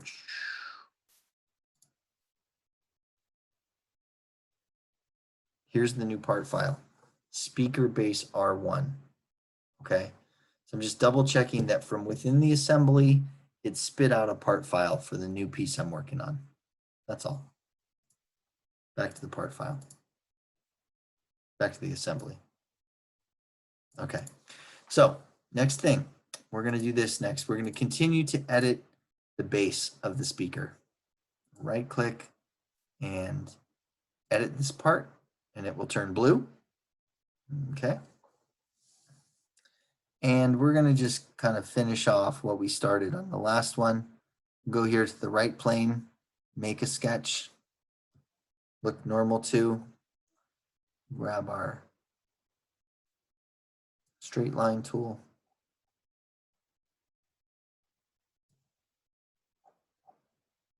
And I'm going to just get really micro here.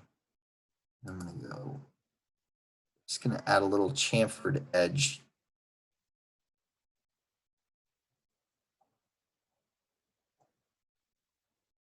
And I'm watching for that center line too. It's really important.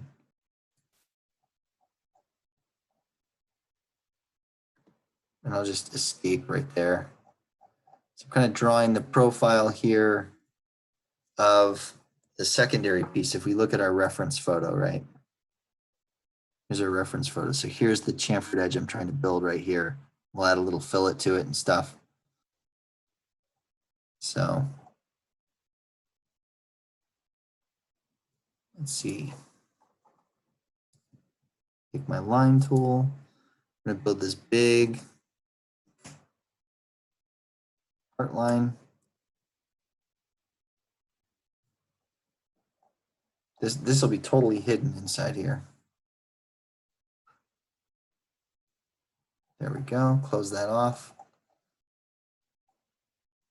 Something's kind of up here. I want to double check. Okay, that's horizontal. Looks like I built my first one a little crooked. Whoopsie. I'll put a smart dimension in here just in case I need to edit it later. Right now it's at almost 2 millimeters. Let's just make that a full 2. And again, we're going to use that trick. It went the wrong direction. Undo. So I will hold this one in place by making it fixed.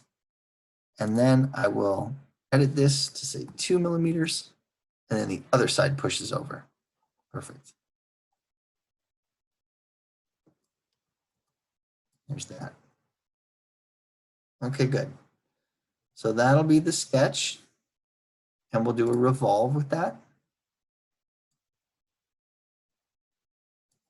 Here's the axis of the revolve can be this little guy over here. It's tiny, but it counts.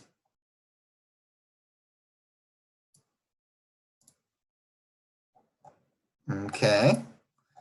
You can see here that the part line's a little, it's a little weird. This is the thing that you guys are going to work on for homework. You're going to be editing all these little details, trying to get this right. So you might need to play around with this a little bit. Now look, I added this and I need to move it now. So I'm going to do that. I want a really kind of big kind of part line. I'll let you guys figure out exactly how much you want yours to be. This looks a little bit more, yeah, it's a little bit more intense of a part line. I think that's better.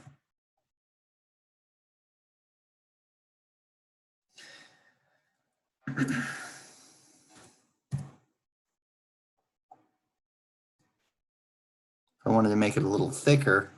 Just grab onto that revolve and pull it down. And that just proportionally looks a little bit better. Again, it's up to you. Keep checking back to your reference image. When I look at that and I go back to my SolidWorks, I need to actually edit it even more. I don't want to burn up too much of our time here, but I want to give you guys an example of what you'll be doing for homework. So, okay, good. So things are happening. We're in the midst of editing this part in the context of our assembly. Okay. And then the next thing that we're going to do is we're actually going to go up here and we're going to try to make these little, you know, this little shape, whatever this is, okay? We're going to try to copy the cut in the upper model and make this shape exactly. So let's try that. My computer's getting really slow right now for some reason. Let's see. Probably because I'm just recording a Zoom call and doing some fairly serious CAD. So I'm just going to save my file right now just because my fan is going enough that I'm started to get worried about a crash might be coming. So by saving my work when I think trouble's coming, I don't have to stress about a crash. I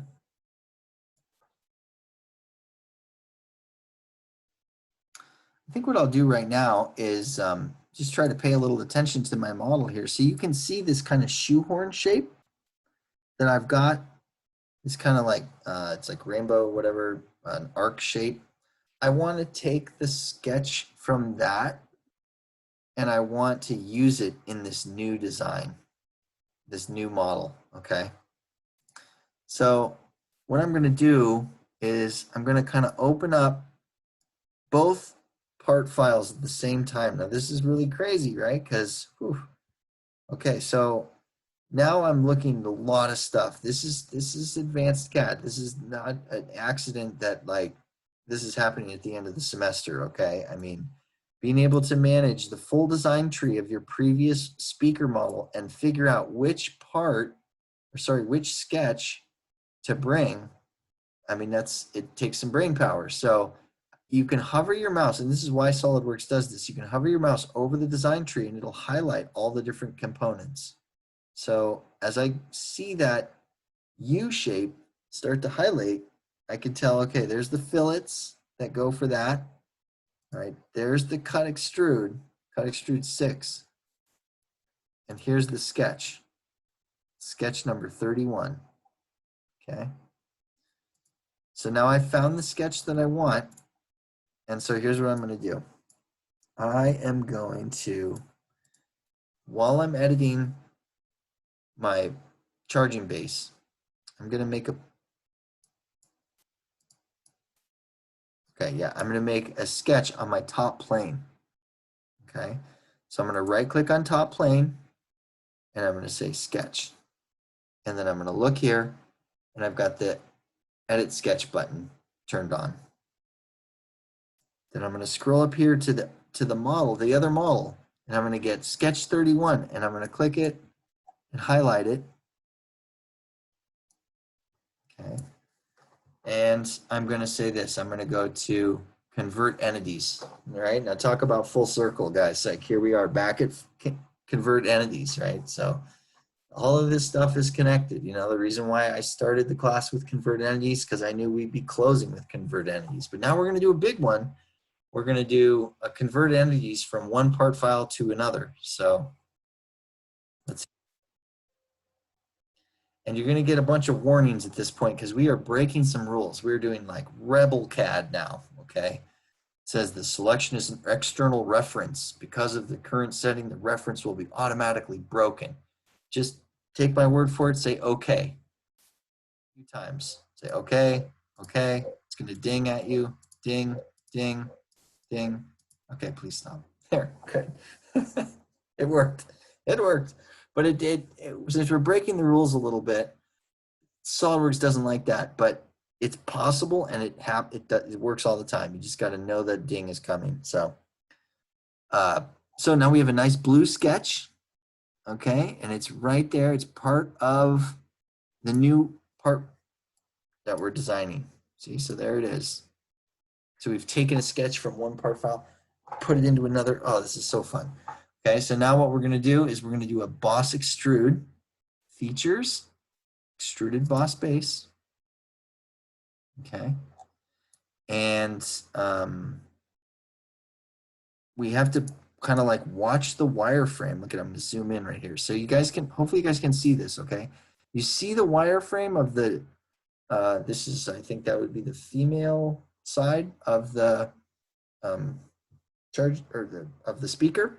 We're going to draw the male base. So yeah, we want it to be a little bit lower than this shape in here. So we're going to manually type this in. Okay, so there's 5. That's too big. Let's do 4. Perfect. Okay, we can even bump it up a little bit. I'm paying attention now to the height of this extrusion, and does it touch the height of this? So I'm going to try to get as close as possible. 4.25. And this is really engineering, guys. I mean, this is the kind of thing that engineers would handle for you, but we're going to do it ourselves because we're cool like that. All right, so we're going to do this now, but we have to do something else as well. We're going to do a 2-direction boss extrude, okay? Because right now we're dealing on the top plane, which is flat, and we're trying to get this shape to merge into the bottom base. So we're going to say direction 2, and we're going to give it a direction of like, I don't know, 5. Okay. And it's going to merge into the bottom, and it's going to stick up the top, the exact amount we designated. Okay, so this is, you know, this is confusing, but hey, it's happening. You know, you can see what we're doing here. So I'm going to just hide the speaker model now, and we can use this tree here. So here's this carrot at the top of the design tree. I'm going to open that up. We're going to go here to the component button on the speaker. And we're going to say hide. And now you can see what we did. It doesn't look like much, guys, but this is technical CAD. I mean, this is precision built stuff here. You know, we spent a lot of time trimming the sketches together to get this thing into the speaker piece. And now we've spent a good amount of time taking that sketch and applying it correctly to this domed top piece. Okay, so this is not nothing, you know, and it's not like we winged it or anything like that. We're taking the precision from one model and applying it to another model, and that's engineering, you know. So I'm going to exit out of this component now because I'm kind of done working on it. Okay.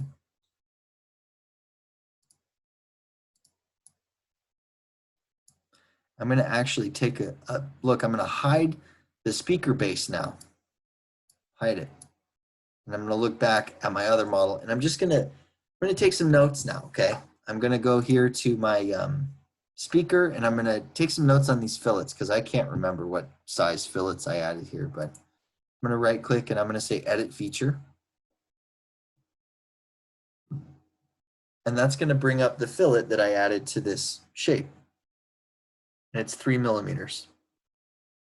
So on my little piece of paper, I'm going to write down 3 mm next to my computer. Okay, I'm going to exit this feature. And I'm also going to exit the component. Okay, I'm going to go back to the speaker base here. I'm going to show that and hide the other model. I'm going to edit the speaker's base, edit the part, grab my fillet tool,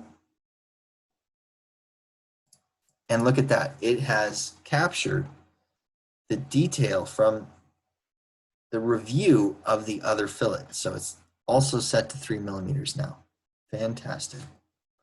Oh, let me just apply it to the model. So it'll be 1, 2,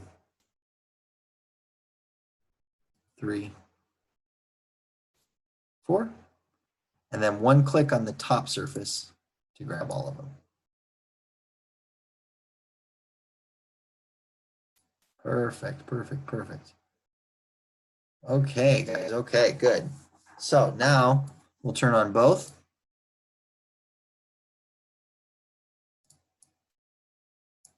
Okay. There's a little button on the 4th row of the design tree here. Okay. And it's used just for this purpose, for reviewing components that touch together in an assembly. And if you click here, you can see what it does. It makes your model translucent like that. Okay, it's like ghosted mode in Rhino. So we're going to ghost out, we're going to ghost mode the speaker so we can see the new solid that we built. Look at how it sits right in that little foot. Perfect. Okay, that's pretty perfect. I wouldn't say it's absolutely perfect. In fact, there's some issues, but I'm not going to drill down on you too much. Who cares? Okay, so for homework, guys, what I want you to do is practice all of this and get your model to at least this point, okay? So there's more detail inside of here, okay? There's more detail. We have to get, like, you know, the this thing in there, and there's even like a little gap we have to add for the rubber footer, okay? But that's just all more of the same, and we'll handle that in class next time. I want you guys to just get yourselves to this point, which is where you have a linked assembly file for your speaker project.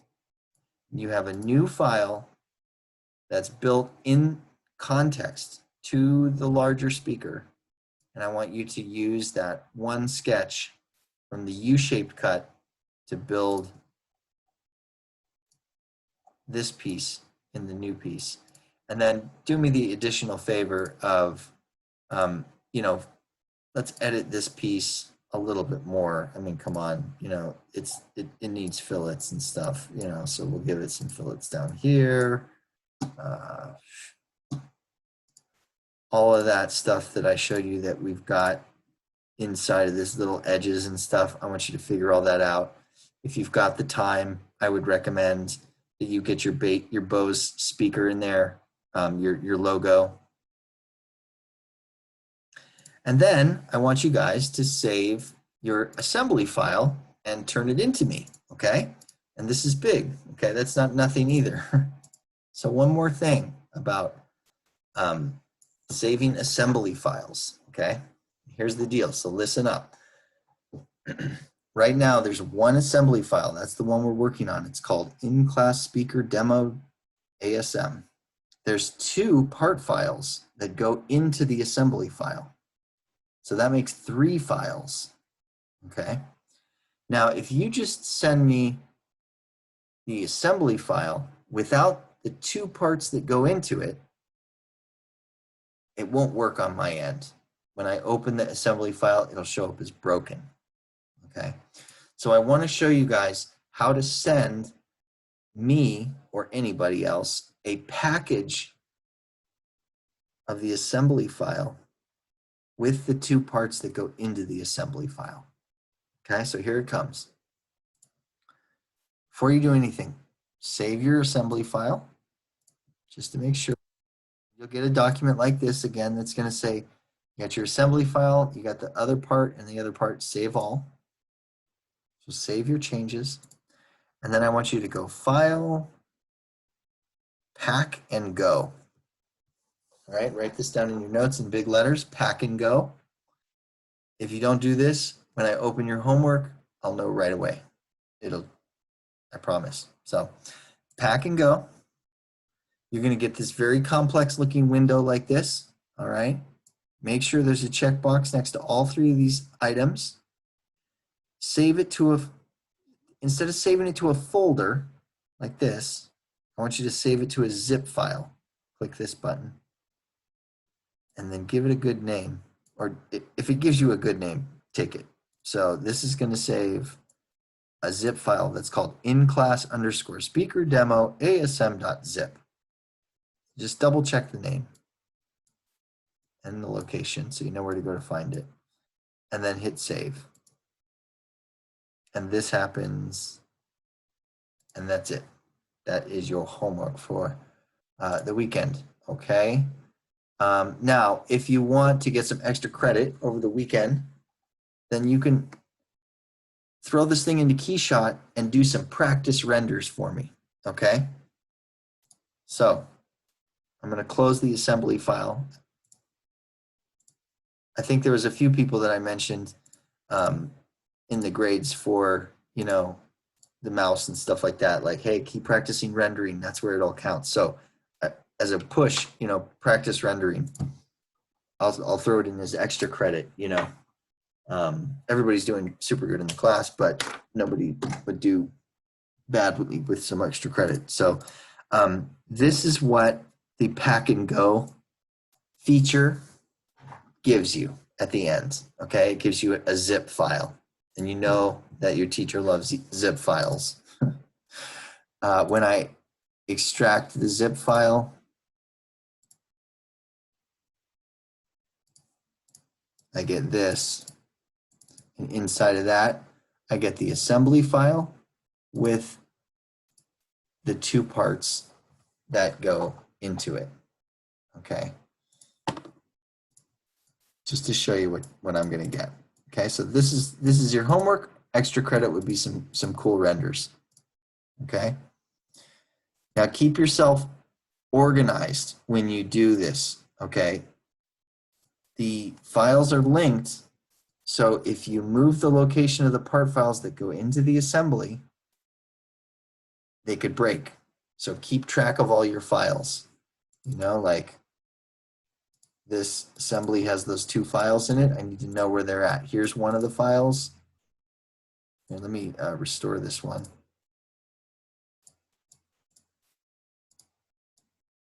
The reason why Pack and Go works is because it creates an assembly file with the two part files linked to the assembly, and they're all in the same location. So when I open the assembly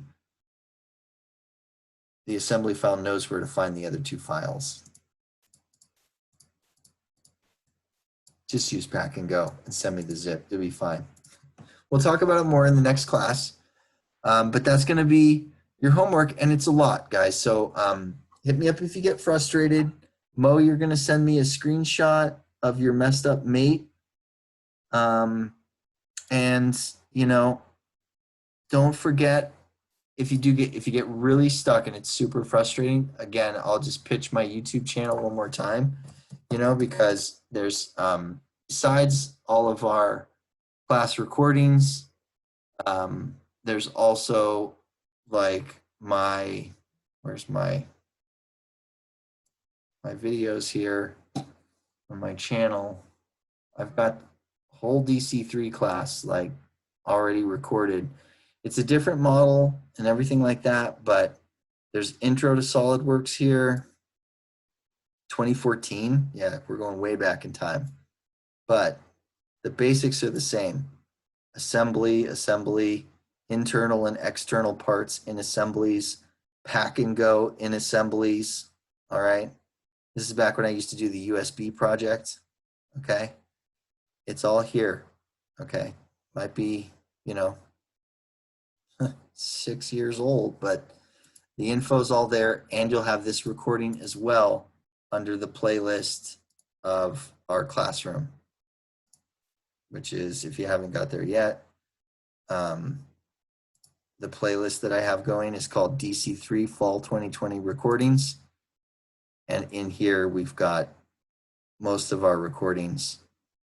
Not getting many views, guys, but they're there if you need them. So I want to just throw that out to you because I know that this next thing can be frustrating, and there's, you know, stuff that can go wrong, and I'm here to help if I can, but if I don't get back to you right away, here's another resource for you. So there you go.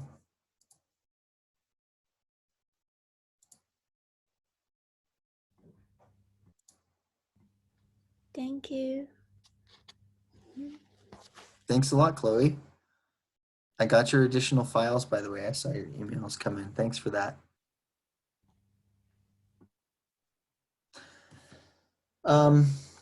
Let's see, Sylvia, how you doing? You good? Can I call it on class? Yeah, can I talk to you individually? Yeah, sure, we can do that. No problem.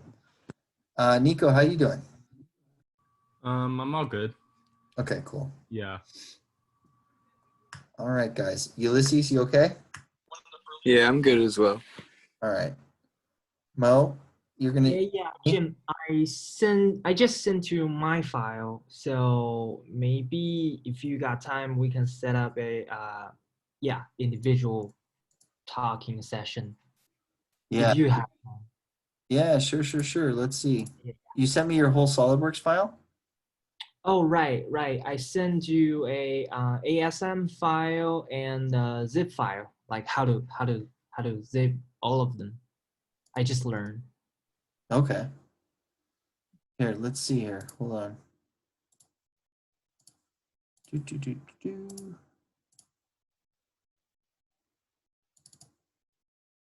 Here goes your assembly file. So this is good for everybody to see. This is an unlinked zip file. This is what I get. It says 3 seconds left, 2 seconds, unable to file, and then it fails. Okay. It's a really scary kind of warning. It's the scariest warning you can get. And so anyway, when an assembly file can't find when it can't find the parts that go into an assembly, it gives you this. It gives you this countdown, and you have the chance to browse for the file, but I don't have your files downloaded yet, so I don't know where to go to find them, you know. I have your old one here, but that's what, guys, if you don't use Pack and Go, I'll know right away because I get this set of warnings. So yeah. Okay, cool. So that's it. Dive in.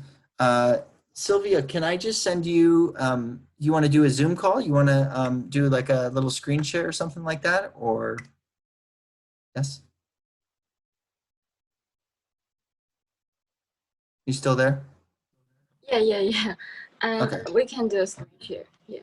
Okay, cool. I'll send you a new link and we'll everybody else, thanks for keeping up with me. It's another long one, but we're going to close out strong in the class. Thanks, Jim. Awesome, guys. Okay, cool. Keep in touch and good luck with your homework, and I'll talk to you soon. Thanks. Good night. Okay. All right. Good night.